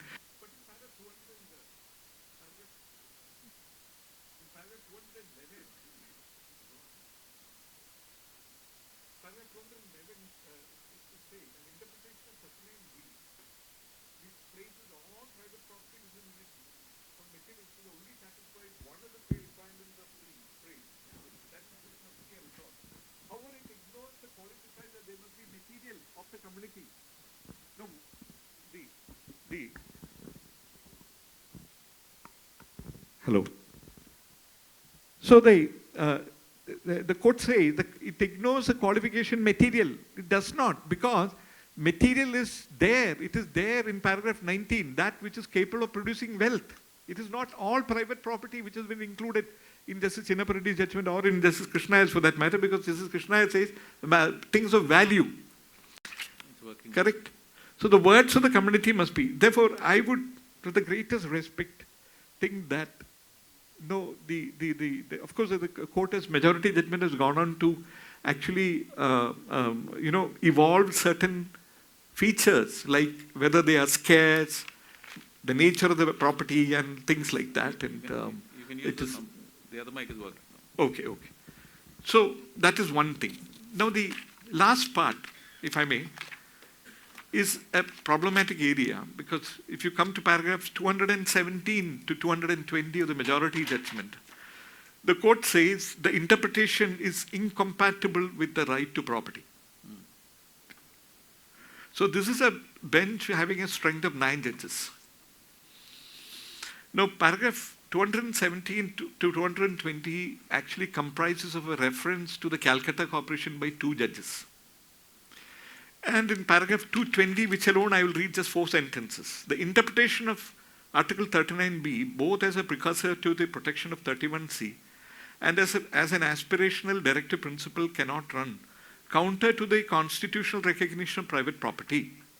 To hold that all private property is covered by the phrase, I think it is not all private property. It cannot be, as I have already indicated, it's only such material property which is covered by the phrase material resources of the community, and that the ultimate aim is to state control of private resources would be incompatible with the constitutional protection detailed above. May I pause here for and submit? Does this mean that the 9 judges bench has endorsed and approved of the 2 judges bench, which I have mentioned, where you get a sub-right to compensation? Does that mean that the principles which have been referred to in KT plantations, that compensation can be nil, can be nominal? Why I am bringing up this is, this court in the Kerala planters case has upheld the Kerala Ecologically Fragile Act. The Kerala Ecologically Fragile Act in section 3, as you know, provides for vesting from the date of the commencement, which is in 2000, of all ecologically fragile land. And thereafter the matter was to be sent to the advisory committee. Section 4, on the other hand, the land will become ecologically fragile only if there is a declaration by the government after taking the advice of the advisory board. That is the difference. Justice Bhushan, Ashok Bhushan, writing for himself and Justice Ravindra Menon, upheld it, finding that there is a classification between section 3 and 4. And while compensation is provided under section 4, no compensation is provided for ecological, what is vested, because they're actually forests. This is basically, I suppose, their reasoning. That is pending in the Supreme Court. There are many other legislation which will come up.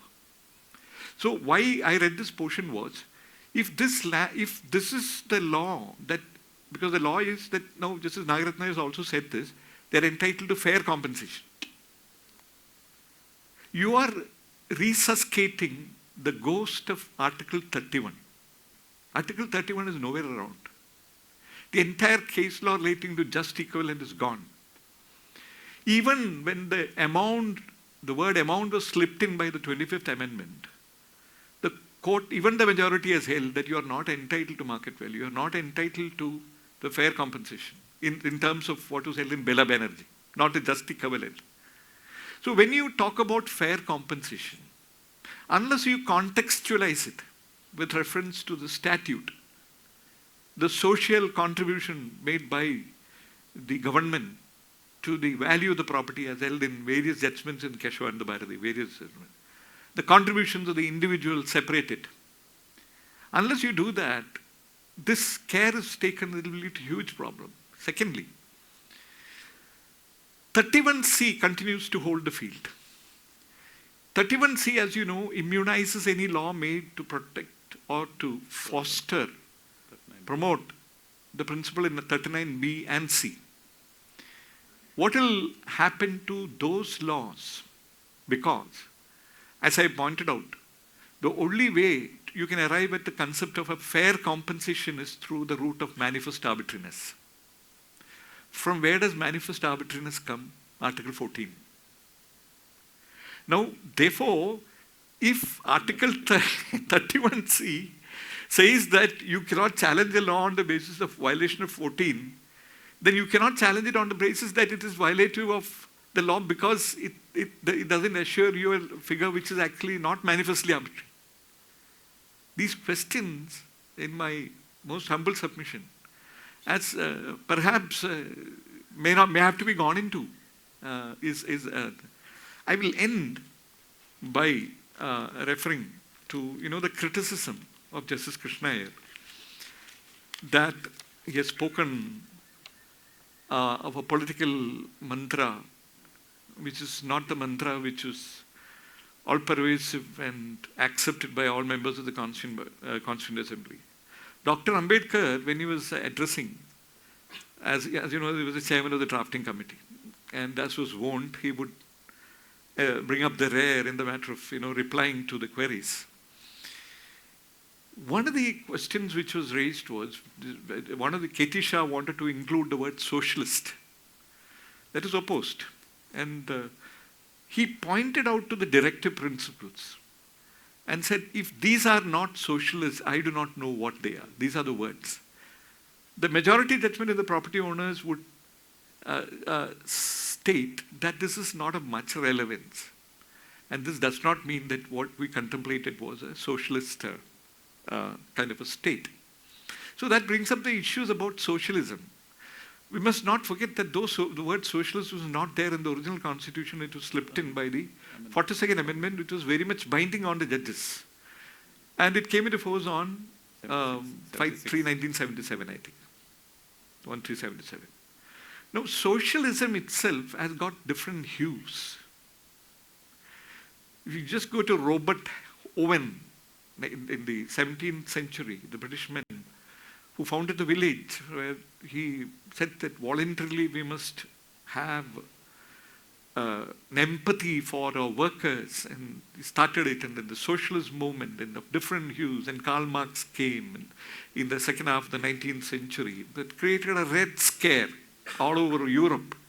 Everybody was scared, the nations were scared, but what will happen if we continue? Industrial revolution had taken roots.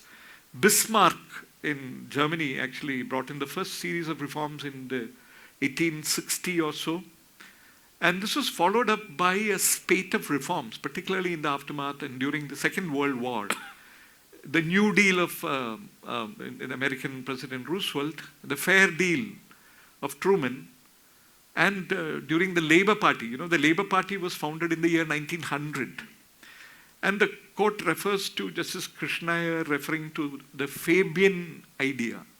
Fabian is a group of socialists. And it may be of interest to you to know that the London School of Economics was founded by Sidney Weber and his husband and her wife and George Bernard Shaw. Today we all acknowledge it as one of the greatest institutions. The Labour Party in India, in England today is in power. And socialist state is not to be confused with socialism. A socialist state per se is a state where the means of production are actually completely controlled by the state. You can take, for example, Russia, you can take North Korea, you can take Vietnam. In China, for example, under the constitutional, the rights which they brought in 2007, nobody is allowed to own land. Nobody is allowed to own land. You have land use permits which can last up to 60, 70 years. But you can make use of your income, and I'm only pointing this out to point out that the possibilities of various different models of economic governance yielding fruit. And what our forefathers contemplated is what is provided in Part 4 of the Constitution. I would request you to kindly compare the US Constitution with our Constitution in this regard. Does the US Constitution profess to have directive principles? No. Whichever government comes to power in India is beholden to the directive principles because they will continue to haunt the government in the pursuit of its policies. They are bound. Article 38(2) was brought in by the Janata government. Article 38(2) declares that the state shall try to minimize inequalities of income, not to abolish inequality, because that is impossible. Minimize, but eliminate all forms of inequality in the matter of opportunity. So this is an amendment which was brought in by the Janata government, of which the Bharatiya Janasangh was of which the successor party is today governing the union government today. So they were aware of the slipping in of the word socialist under the 42nd Amendment, because of the 44th Amendment. So what I am saying is, while you can have socialist moves which have been adopted both in capitalist countries, take for example the Scandinavian countries, and I mentioned taxation, redistribution by way of taxation, which was actually what is being done in the Scandinavian countries. They have a very heavy level of taxation. So if you think that it requires vesting of all properties, private properties in the state to achieve communism, no. And you may take it another thing, that under our constitution, which is here to stay, there is no possibility of our country becoming a communist state, because democracy has been held to be part of the basic feature under the Indira Nehru Gandhi judgment. We have democracy which is well entrenched. We have a chapter on fundamental rights, which is incompatible, the right to carry on business and the right to property, of course, in the manner which we have set under 300A. We have state, under the communist theory, the state will wither away. There is no question of our parliament, the state withering away. So we have a different system, and what we contemplated was actually a mixed economy. For example, we had the Monopolist Restrictive Trade Practices Act of 1969. With the passing of time, we have realized that we need to integrate more into the modern economy, world economy, so we have brought in the Competition Act, which repealed the MRTP Act. Under the Monopolies Restrictive Trade Practices Act, the public sector undertakings were exempted from the operation, which means they could continue to be monopolies. A Raghavan committee was appointed which went into the matter and found that this is causing havoc, because public sector companies, even though they were actually launched, and there were a large number of them during the time of Pandit Nehru, they found that this is actually not very competitive, not fair in their dealings. So they said that you should either wind them up or you should make them efficient, make them integrate into the market. So we have the Competition Act. So these are all economic models which the government of the day, which is democratically elected as a majority, has said, fine, you can do that. But whichever government comes to power, they are duty bound to always be glued to the voice of the directive principles, which says bring about reduction of inequality. What is the position in India regarding inequality? In 1951, 1% of the population had 11.5% of the national income. That came down to about 6% in 1982, when we were at the fervor of the socialist movement. Do you know how much it is today? 1% of the rich Indians today get 22.5% of the national income. How much do 50% of our, bottom 50, how much do they earn? Something close to 14,000, 15,000? One study, World Inequality Lab study, says there are 3.44 crores of Indians who are living on peanuts, not even peanuts, less than $2 in a day. This is called extreme poverty index. So what is the promise in Article 38(2)? It is a solemn, the undertaking, the promise by the duty on the part of the state to do it. So you call it socialism, you call it whatever you want, this you cannot overcome. And I would think that the right to property has traveled a long way from being a fundamental right, as we have seen, to a constitutional right. And as Justice Radhakrishnan has pointed out, everything will depend upon the law and subject to a successful challenge, which in my view is possible only not on the ground of basic structure, not on the ground of rule of law, but only with respect to manifest arbitrariness of or Article 14 or any of the fundamental rights you can. And it may not be open to do that in the case of a law which is protected under Article 31C. Thank you. So you want to ask here? Thank you, Justice Joseph. And I'm sure everybody here appreciates the clarity of thought, the way you condense things. I think it runs in the Kutil family generally. Your father, the one sentence in his judgment in Sukhdev Singh, which I always quote to all the juniors who come to my court, an encapsulation of the entire administrative and constitutional law in this country was encapsulated in one sentence by Justice K.K. Mathew in Sukhdev Singh. He said, the governing power, wherever situated, is subject to constitutional limitations. I haven't seen a better exposition of the constitutional or administrative law in the country in one sentence. So thank you for that concise and clear, rendition of the law and the transformation of constitution, property rights in our country. I just wanted to, you've already covered most of what I was proposing to ask you. And contrary to my expectation, you were actually saying, you were actually one with the view that, the property rights have eroded in our country. And maybe that's a good thing is what you say. Because according to you, there should not be a fundamental right to get compensation, especially when you're talking about a country like ours. But I wanted to just touch upon one aspect of Article 31B.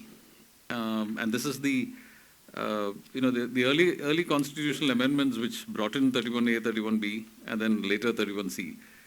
These were all amendments which were brought in to further the social reform agenda of the government. Now, we all know that when the Constituent Assembly was functioning as the interim parliament, they were in a bit of a dilemma because on the one hand you were promising the citizenry the fundamental rights, including Article 31, and on the other hand you had to grapple with the reality of social reforms. Where do people get property? How do you distribute property? And if you had something like Article 31 standing in the way that you need to compensate them adequately with money, there was no money to give for the government. So they literally had to push through these First Amendment and the Fourth Amendment. And there's a very interesting book by an author called Tripur Daman Singh. It's called 16 Stormy Days, which talks about the exasperation that the Nehru government and the interim government had to go through in order to push this, because they were faced with so many hurdles. But at the end of the day, you realize that these amendments were all for pushing through agrarian reforms and nothing more. And 31B and the 9th schedule came in that context. So a 9th schedule is basically to protect those enactments which dealt with agrarian reforms, immunize them from challenges under the Constitution invoking the provisions of Part 3. In fact, there was exasperation with that as well, because I think it was Justice Gajendra Gadkar who called it the constitutional dustbin, or a safe haven for everything unconstitutional within the Constitution itself. So when you look at the reason for inclusion of an enactment in the 9th schedule, and considering that this was always meant to be only for the agrarian reforms, today if you look at the 9th schedule, it's got upward of 284 odd enactments. Many of them have nothing to do with agrarian reforms, right? And I think it was after Vaman Rao said that any challenge, you can still challenge the enactments if they have been inserted in the 9th schedule after the Keshwananda judgment in 1973, 24/4/73. the cutoff date. That is reiterated in IP Coelho also. Correct. But my question is, what Part 3 has been expanded. The content of the rights, fundamental rights in Part 3 has been expanded to such an extent that today we may find ourselves in a situation where the fundamental rights that is guaranteed to us through this expansion of the meaning or the content of the rights comes into conflict with some of these provisions which are contained in acts which are included in the 9th schedule. Now, on the one hand, you have an advancement of your constitutional rights, and you're calling them fundamental rights. You're protecting or safeguarding these provisions of these erstwhile enactments, or the old enactments in the 9th schedule. Is there any way that under a modern system, we can challenge any of those provisions? Because you must understand that when you're talking about constitutional interpretations, you're always talking about a constitution that's a living tree. It's always growing. The concepts have to evolve. How do you even evolve when you can't challenge a provision like this simply because it is inserted into the 9th schedule in the past? Very, very difficult question to answer, because I think this is a matter which has been settled by, as you correctly pointed out, in Yeshwanta, Minor, and then in Koilo, where they have made it very clear that you can challenge it only on, because a constitutional amendment can be challenged only on the ground of basic structure. And once the amendment has already passed muster in terms of point of time at which it was passed, being before 24/4/1973, there's nothing that you can do about it. Nothing. So where is our constitutionalism headed? If you've got these provisions which are stuck in the past, and they say that when it comes to constitutional interpretations, the dead hand of the past cannot rule us. Isn't this literally a 9th schedule insertion in the 9th schedule, literally a dead hand that is governing us? Why are we? What are we doing about it? So, but then there are things which are which must remain closed, and so be it. I mean, there is nothing that you can do about it. There is one thing, if I may take your time. You had sent me that query as to whether a 300A compensation can be claimed on the basis of violation of Article 21. Correct. That is one of the questions. This has also been dealt with in KT plantations. KT plantations. And the court has said no. You can check up. The court has said no, because that will be subjective. Right to livelihood. For example, I'm having just 5 cents and my land is being acquired and I'm not given any compensation. But the court has said that that you cannot challenge.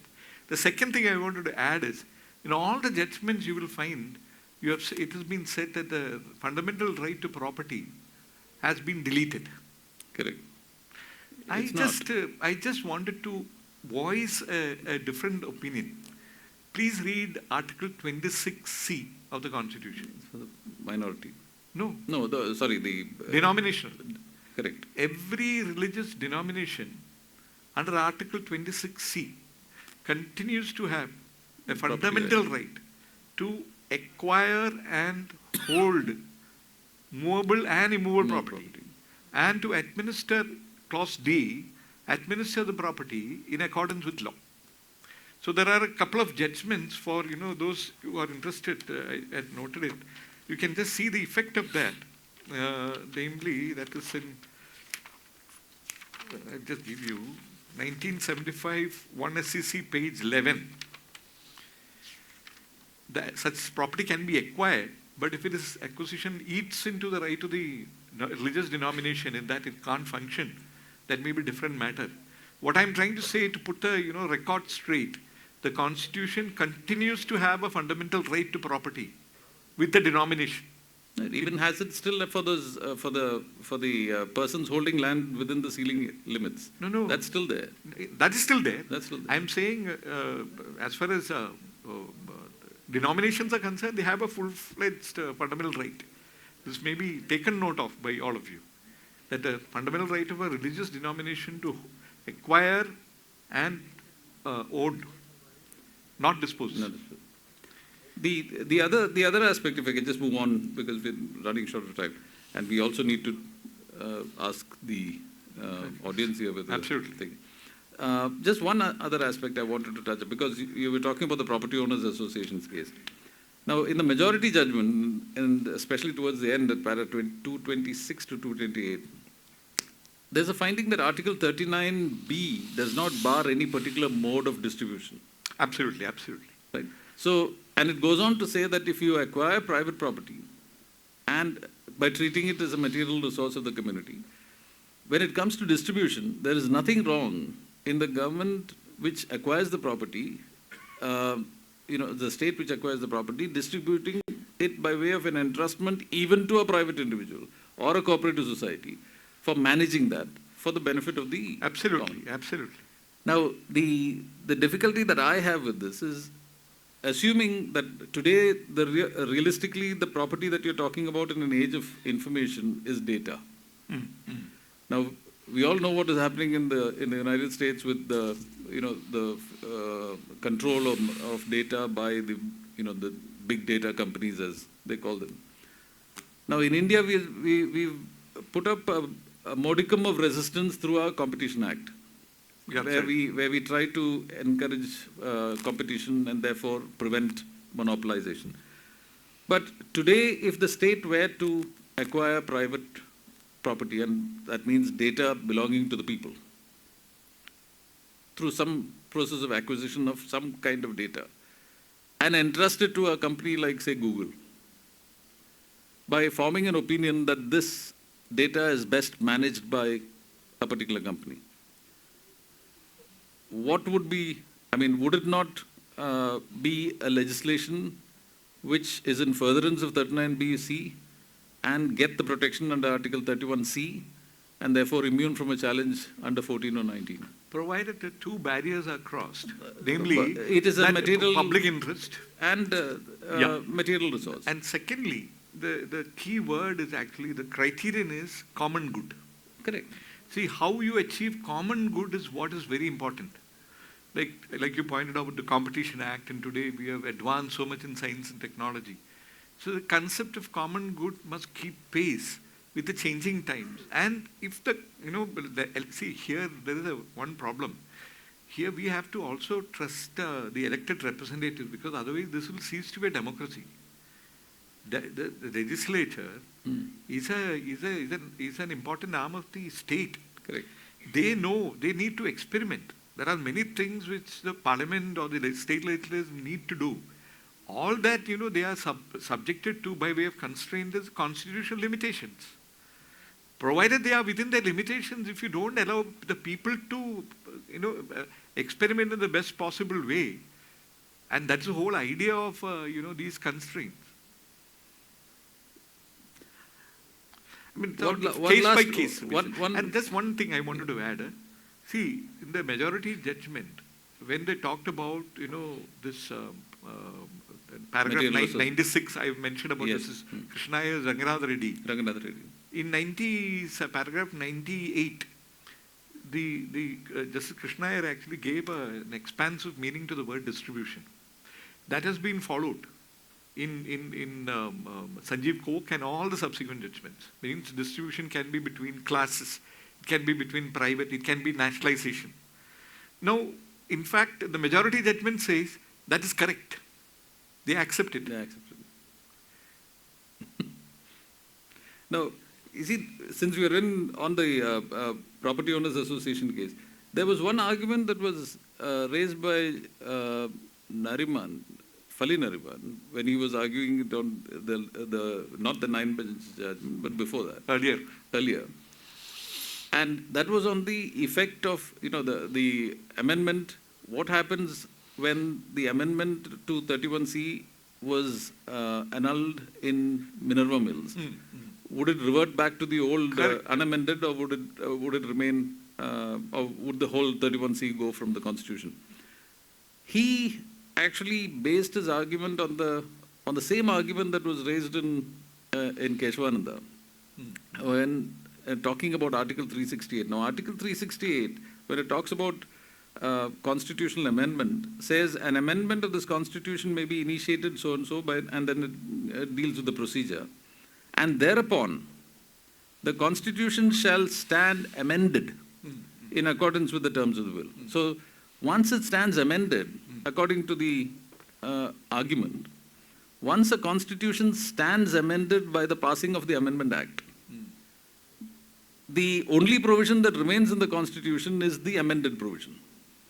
That's right, that's right, that's right, that's right. So now when you're mounting a challenge against the amended provision, it's the amended provision which either stays or goes. When you say that amended provision, it's another thing if you're challenging the constitutional amendment itself. Correct, correct. But if you're challenging the amended provision, and that amended provision is held to be unconstitutional, the whole thing goes.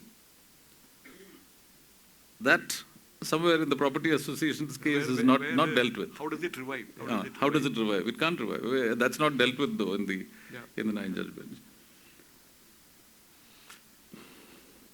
Can we have the moderator here, please, so that you can moderate the questions with the audience may have.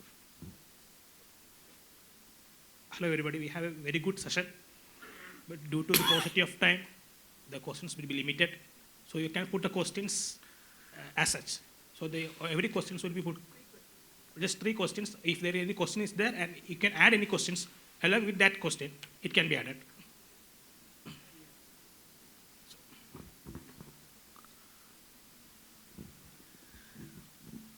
We've been speaking about this basic structure, and the basic structure we have very clear demarcation between what the legislature does, what the executive does, and what the judiciary does.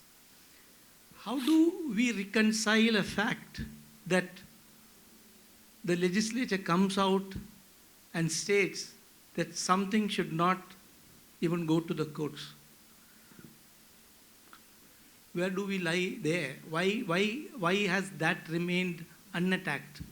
You're talking about the Place of Worship Act. No, I'm just talking about the restrictions put on the court even going for a judicial review of acts that are placed in Schedule 9. For example, it was for agrarian reforms. But today we have say a reservation act, the Tamil Nadu government. You put 69% reservation. And just because it's there, going to challenge it. And the courts are silent about it. That is because the judgments have actually, declared it so. Both Keshwanda and in Koilo. Correct. No. Koilo has said that whatever has happened up to 24/4/1973, which is the date of the pronouncement of the judgment of the Keshwanda Bharati, will remain, cannot be reopened.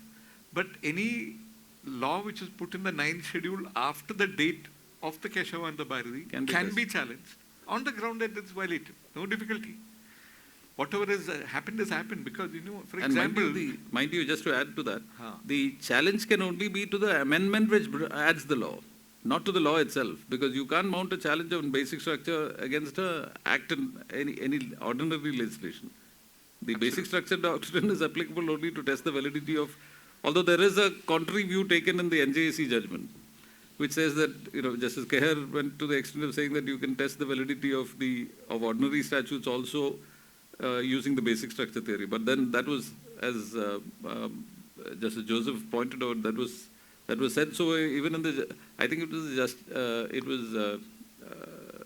was it Justice Gajendra Gatkar who said, in his judgment it is said, in Justice Khanna's, H.R. Khanna's judgment, they said that the basic structure doctrine cannot be used to challenge. So that's a 13-judge bench. Property. So, no, that cannot be used to challenge the validity of ordinary statutes. So there is a subsequent judgment actually which speaks about it. And talking about Justice Khanna, who's actually tilted the scales in favor of basic structure, or rather who propounded it. If you read para 1483 of his judgment, you know what he says about property? He says property is a matter of detail. And basic structure will relate to the framework of the Constitution, which it doesn't. And then he had no difficulty in upholding, the substitution of the word amount for the word compensation. All the others have given a lot of detailed reason, but he is very concise and he said that it's just a matter of detail. And just to finish off that on basic structure, I think everybody must read the Glenrock judgment, because that is what brings out the distinction between basic feature and basic structure. Because there's always a confusion with regard to what you can challenge a constitutional amendment on. It's not for violation of a basic feature. It's for violation of the basic structure. And the two are different, because the basic features, Article 14 could be a basic feature of the Constitution. You can't challenge a constitutional amendment merely because it offends one of the provisions of Article 14. It has to be the basic structure, which is the overarching structure that is comprised of Article 14 and related themes and related articles. I just wanted to ask you, is there a prohibition under Article 31C against publishing your dissertation on basic structure? I don't know. I'll claim immunity. You should do that so that, the general public get to know what you have said. You can acquire it. Acquire it. And not without compensation. Anybody else has... Any further questions? Please.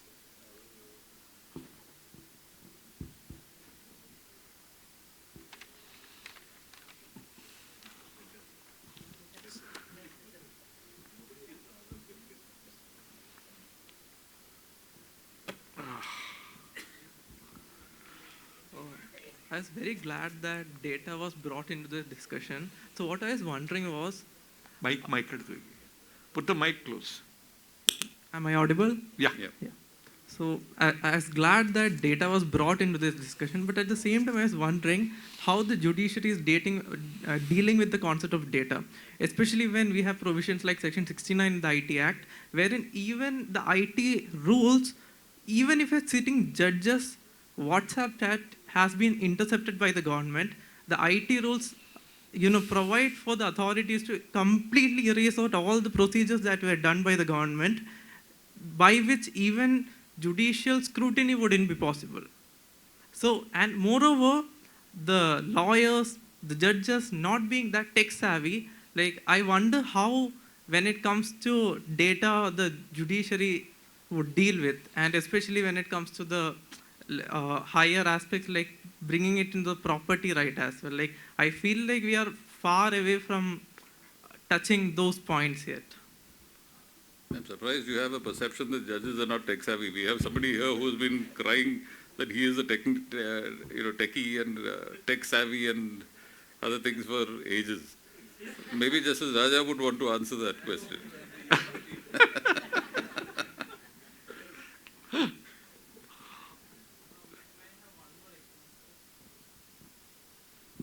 So, recently the government has been trying to bring in rules by which data stays in India.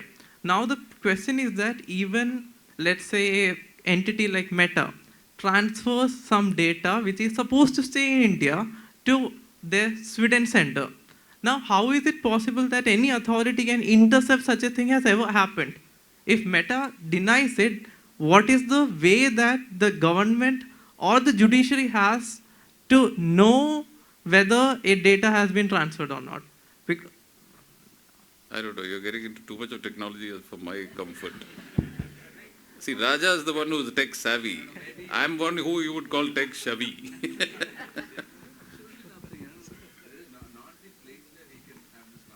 Okay. So, any further questions?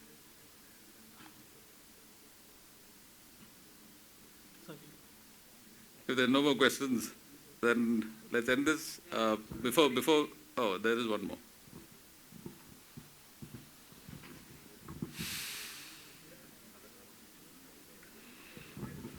Regarding the land acquisition compensation, there has been Supreme Court judgments saying that once a land is acquired, say from a farmer or a small laborer, his livelihood is lost. He loses it permanently and he is given a paltry sum, which is not enough actually. Once the land is acquired, a lot of the price of the land is increased enormously and he cannot reacquire the land with that money. And there is a court judgment that whatever increase in value of the land which is acquired, that is of the government or the public authority who acquires it, and the acquiree, from whom the land is acquired, he doesn't get any addition in value and he permanently loses it.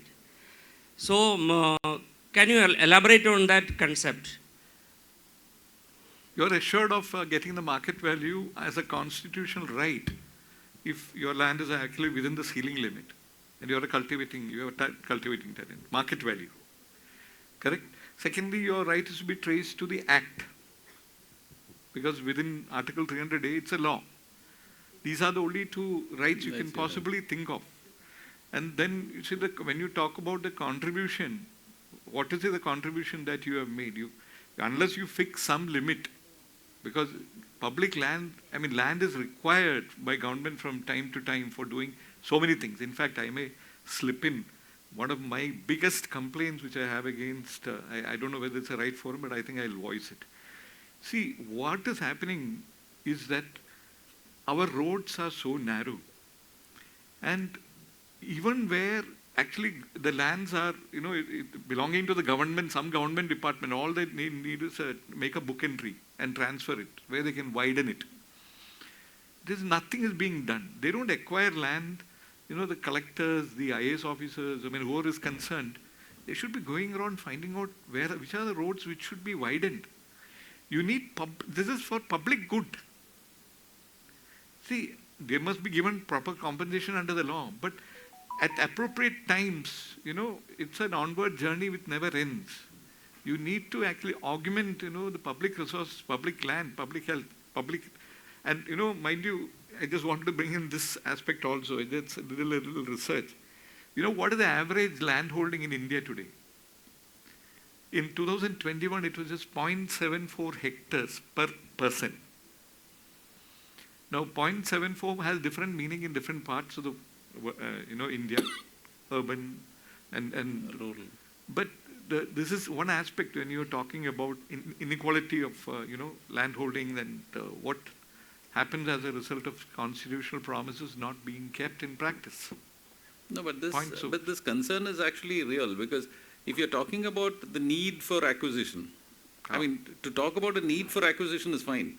But if you're going to be depriving a person of his land and without a promise of compensation, you must give compensation, no doubt about it. No, now look at the situation we have now. You have a Land Acquisition Act which provides for a compensation. Judgments like this, for example, the last judgment of the Property Owners Association, if you can trace the Land Acquisition Act to furthering the objectives of 39B and C, and you're going to immunize, suppose the act were not to provide for a compensation or adequate compensation, and you're immunizing such legislations under 31C, where are you inspiring public confidence in a person to surrender his land? Yeah. I think, a certain amount of trust must be put in democratic institutions, that, the elected representatives will not desert their, reasonableness, common sense. There will be debate, and when they fix it, correct. This is how things are expected. That's how a democracy works. But then a certain element of trust. If you look at the Fair Compensation Act, it is an improvement. For example, I do not know whether they have a similar provision as we had in the Land Acquisition Act, which dispenses with a public hearing, 3A. I don't know whether there is a counterpart in the Fair Compensation Act. Section 40, of course, it's an urgency, but that is only at the stage of compensation hearing.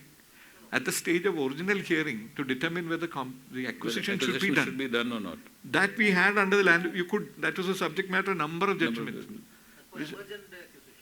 Emergent acquisition, but I don't know whether, but that has been done away with now. So you have the full right. This 2013 Act provides a complete fixed compensation. Correct. And also 30% resettlement. Absolutely. And absolutely. the solution has gone up to 100%. It's now provided under the compensation. The fear very is, fair. The fear is that, if it is traceable, if it is made traceable to 39B. No, that it is not. That it is Why not? It is not. Why would it not? No, it is as it stands today.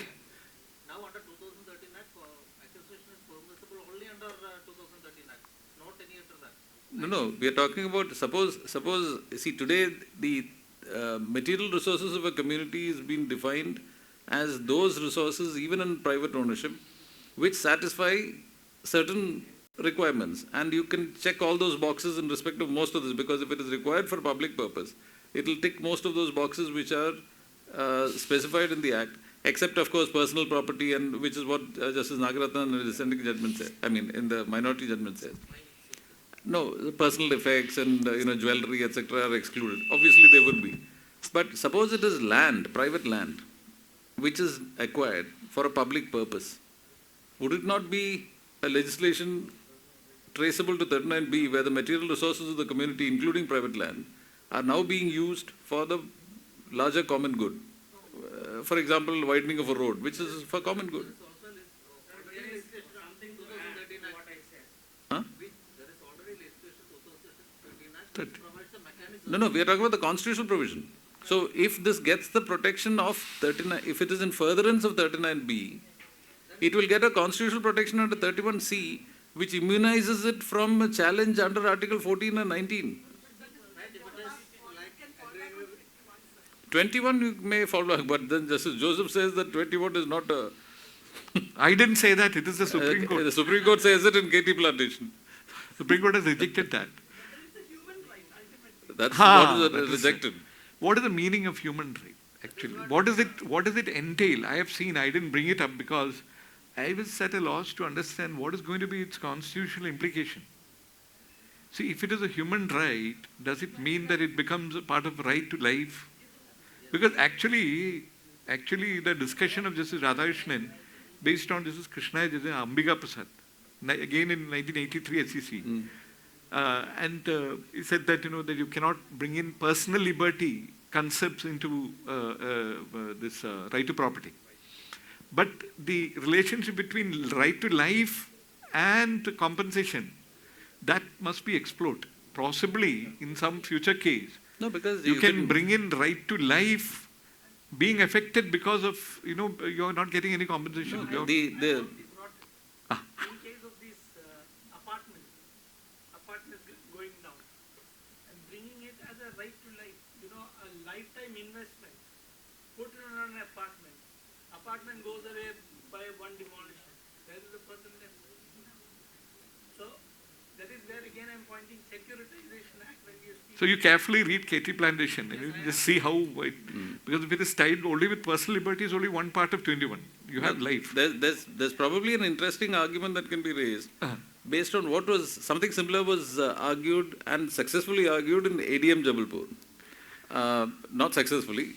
It worked because if you remember the dissenting judgment of Justice Khanna in ADM Jabalpur, when they were talking about the right to personal liberty and suspension of those rights during an emergency, Justice Khanna said the right to life and personal liberty is not traceable to Article 21, because when you look at the Declaration of Human Rights, it's a declaration of human rights. It's not something that, it is not a right conferred to you by the Constitution.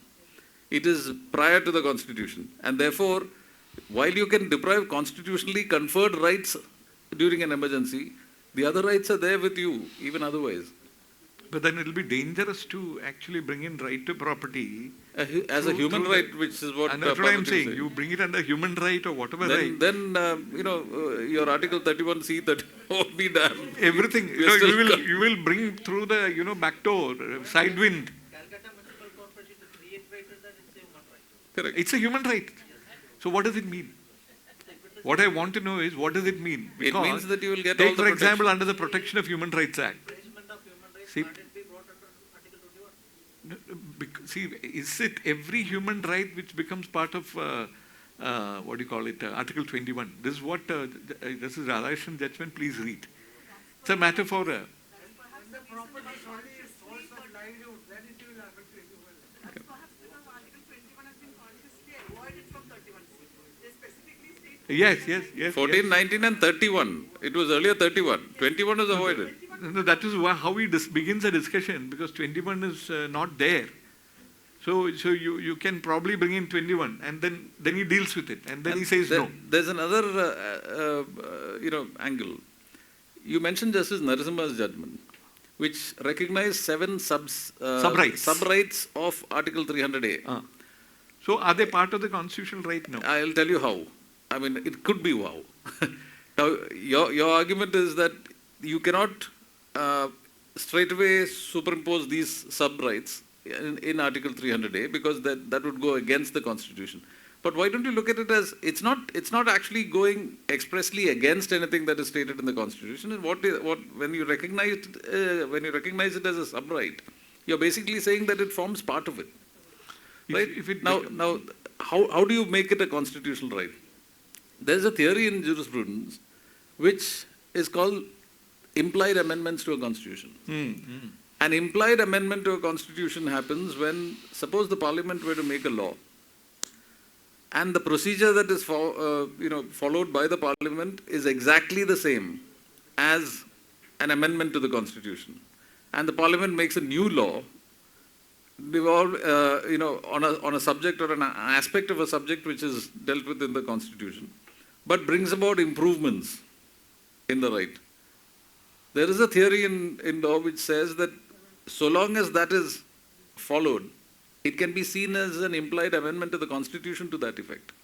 Yeah, but my worry is only this. See, for example, the constitutional right to expeditious disposal of the land acquisition case. This is one of the rights, to bring it to a close. Okay, then right to notice, right to hearing, right to a reasoned order. Correct? Now, these have been raised to, my worry is, this is actually borrowing from the statutory laws. Correct. Taking inspiration from the statutory law. But the implication of elevating it to a constitutional right is, now the ordinary legislation cannot be passed which would have taken away only the ordinary legislative right by an amendment. It's not, it's being because conferred. Now it is part of I'm only pointing out that...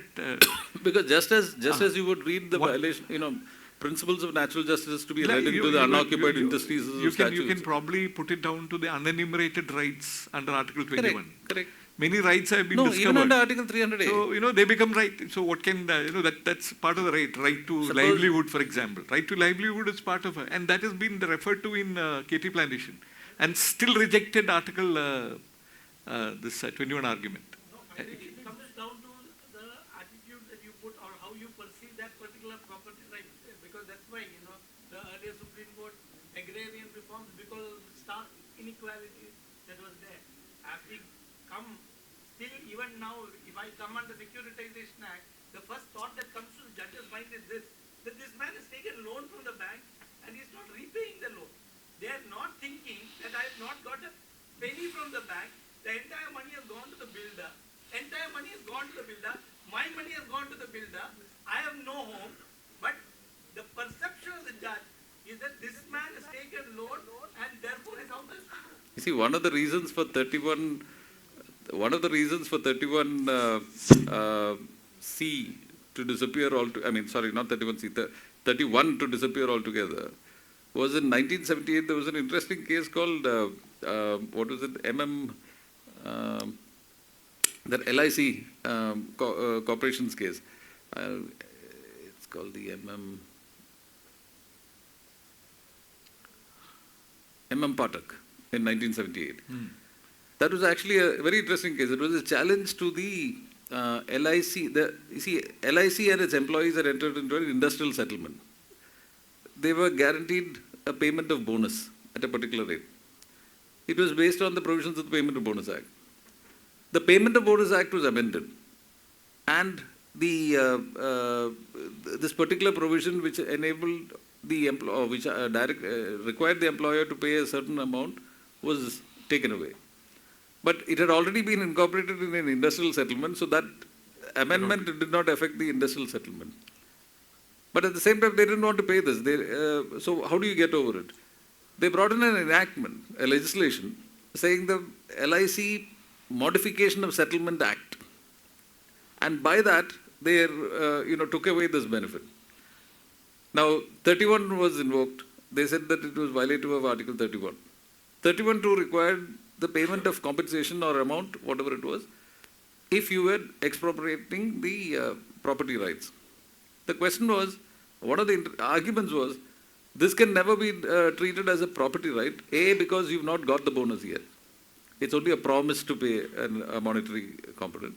Secondly, let's assume that this was money. If the money is taken away from you and you're required to pay money again as compensation, then what on earth are we talking about? So this argument was dealt with, the argument was rejected. And they said that the concept of property would include even choses in action, deaths, etc. And therefore you have to pay it. This is probably one of the reasons why 31 was taken away altogether, because property included everything, whether it was immovable or movable or even choses in action, deaths, etc. Schedule Mutt has amplified it, yes. So that this argument with regard to compensation for, and the right to property to encompass all this, there's a danger if you elevate it to the status of a fundamental right with the guarantee of compensation. There is something to add. One second.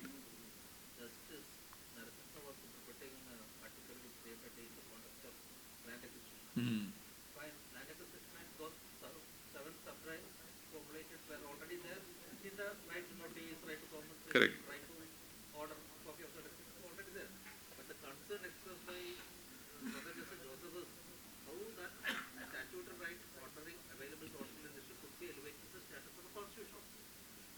Correct. That is what I was suggesting by way of implied amendment to the Constitution, because where you incorporate these sub-rights, which are mentioned in the statute, to a constitutional right as a part of 300A. Because you should treat this as an amendment of 300A by this implied amendment exercise, where the statutory provisions now, because of the same procedure through which they have been enacted, now assume the role of now that constitutional rights. Dr. Kausar has brought it up, there is another angle to it you may bear in mind. You see, in the judgment property owner's case, the court has said that you can have acquisition, you can have nationalization, you can have vesting. Correct. All these are procedures, mechanisms by which you can distribute within the meaning of Article 39 BC. You take, for example, Nationalization Act. Will it be an acquisition within the meaning of original 31(2) and as it stands today? Will it be an acquisition within the meaning of entry 42 of list 3?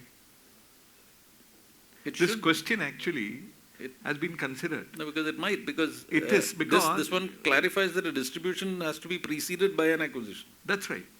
Which that meant that there's Property Owners Association. That's right. Actually, this is Nagaratna has taken the view that in order to become material resources, you should either acquire, nationalize, or vest it. Correct.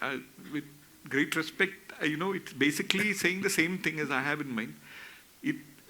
Private resources are material resources. Correct. Of the community.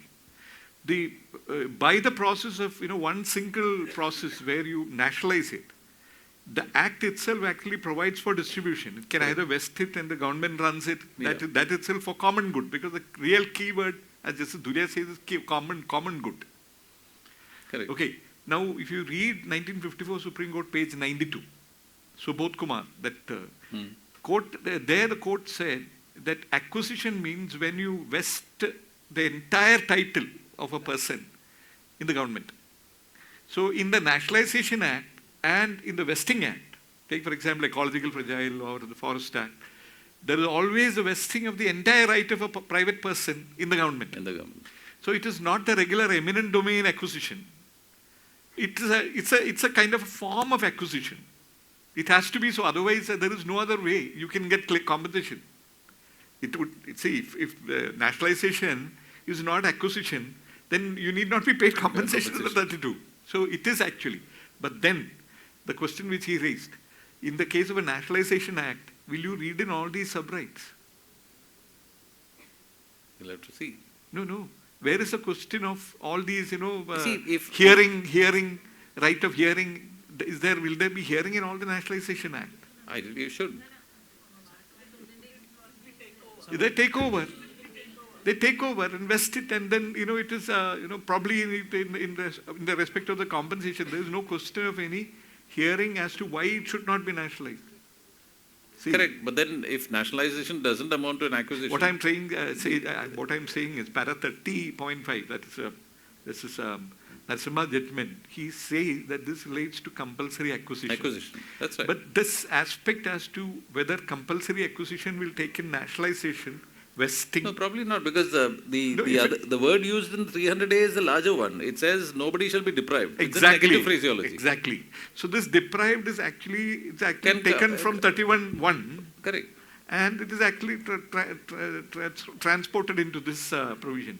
But 31(2) deals with acquisition, and that you will have to read Subodh Kumar Bose, 92, 54 Supreme Court 92.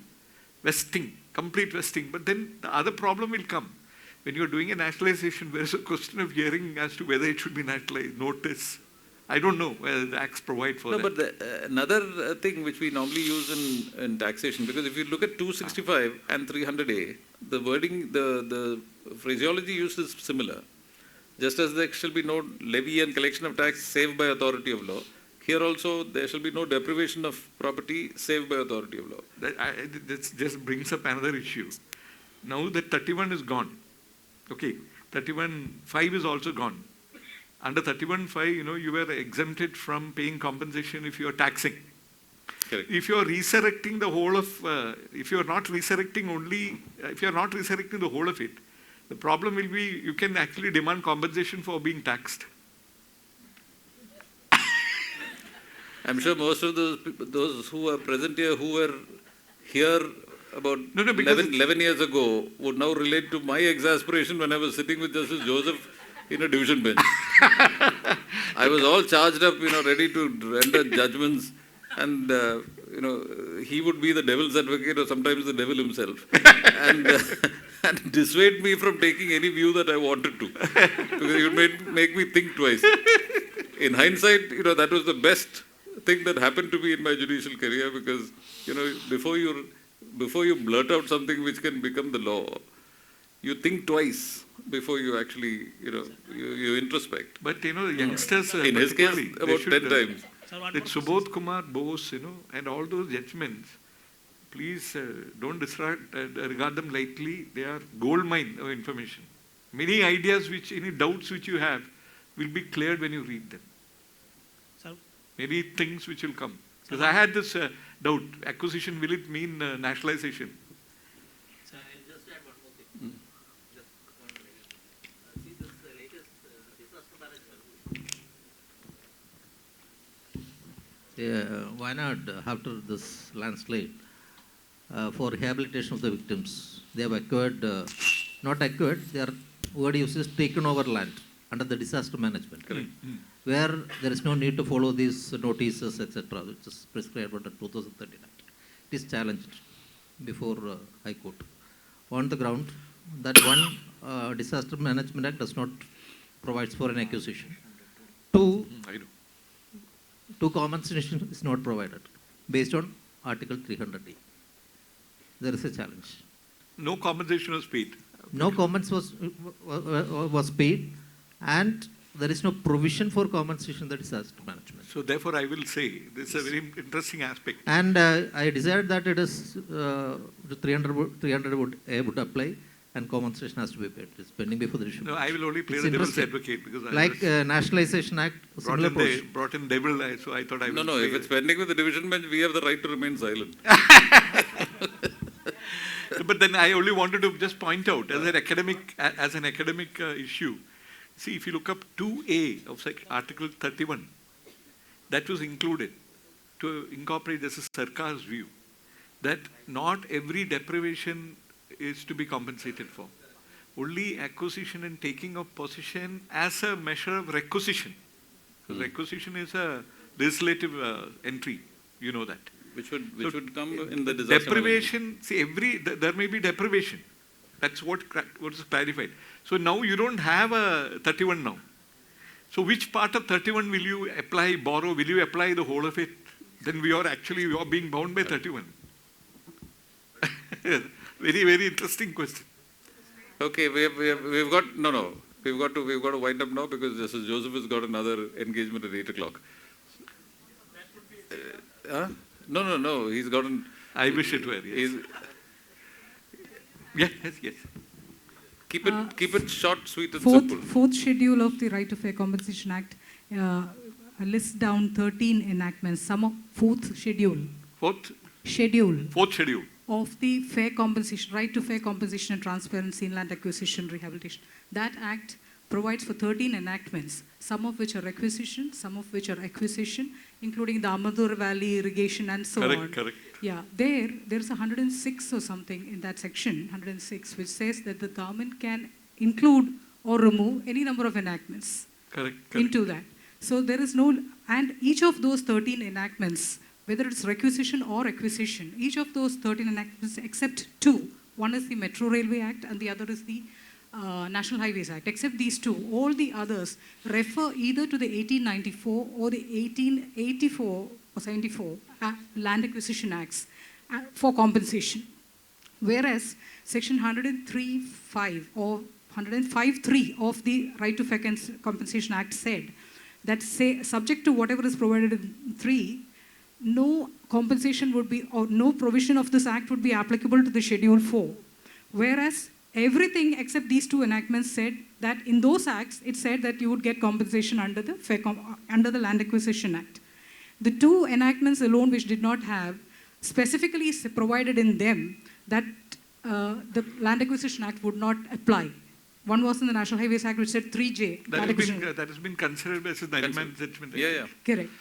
But it's not still been dealt with in the case of the Metro Railways Act. It has been considered in the National Highway, but the Metro Railway is still silent. So as and when that is being applied, again compensation will become an issue, which is why they later brought in an amendment by way of an order in 2015, saying that all the provisions will apply. The government was supposed to bring in a notification on the 31st of December of 2014 or before, but the government did not in time. On the last day, they brought in an ordinance. The ordinance was thrice extended, and finally they brought in a removal of difficulties order in 2015, saying that everything will apply to those enactments also. Had it not, the government had the power to keep bringing in any number of enactments into this and deprive people of compensation if they wanted to, but the list that had it there did say Land Acquisition Act. So compensation, I think, whether it's requisition, acquisition, or whatever, should be there. I would definitely differ with the learned judges of the Supreme Court who said people don't have to, it is not a right or whatever, because like he said, if you are deprived of all that you have, what are you going to eat? Thank you. Shall we? Thank you, esteemed dignitaries, for the thought-provoking session. Your insights on the historical and constitutional perspectives of property rights has been truly illuminating. May I now request Senior Advocate V.V. Ashokan, Member, Executive Council of the Indian Law Institute, to kindly present mementos as token of our gratitude.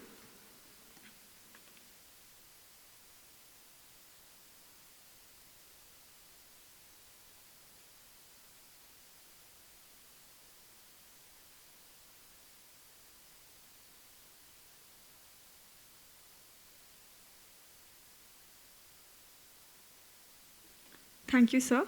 To deliver the concluding address, I invite Advocate Parvati Menon, Treasurer, Indian Law Institute.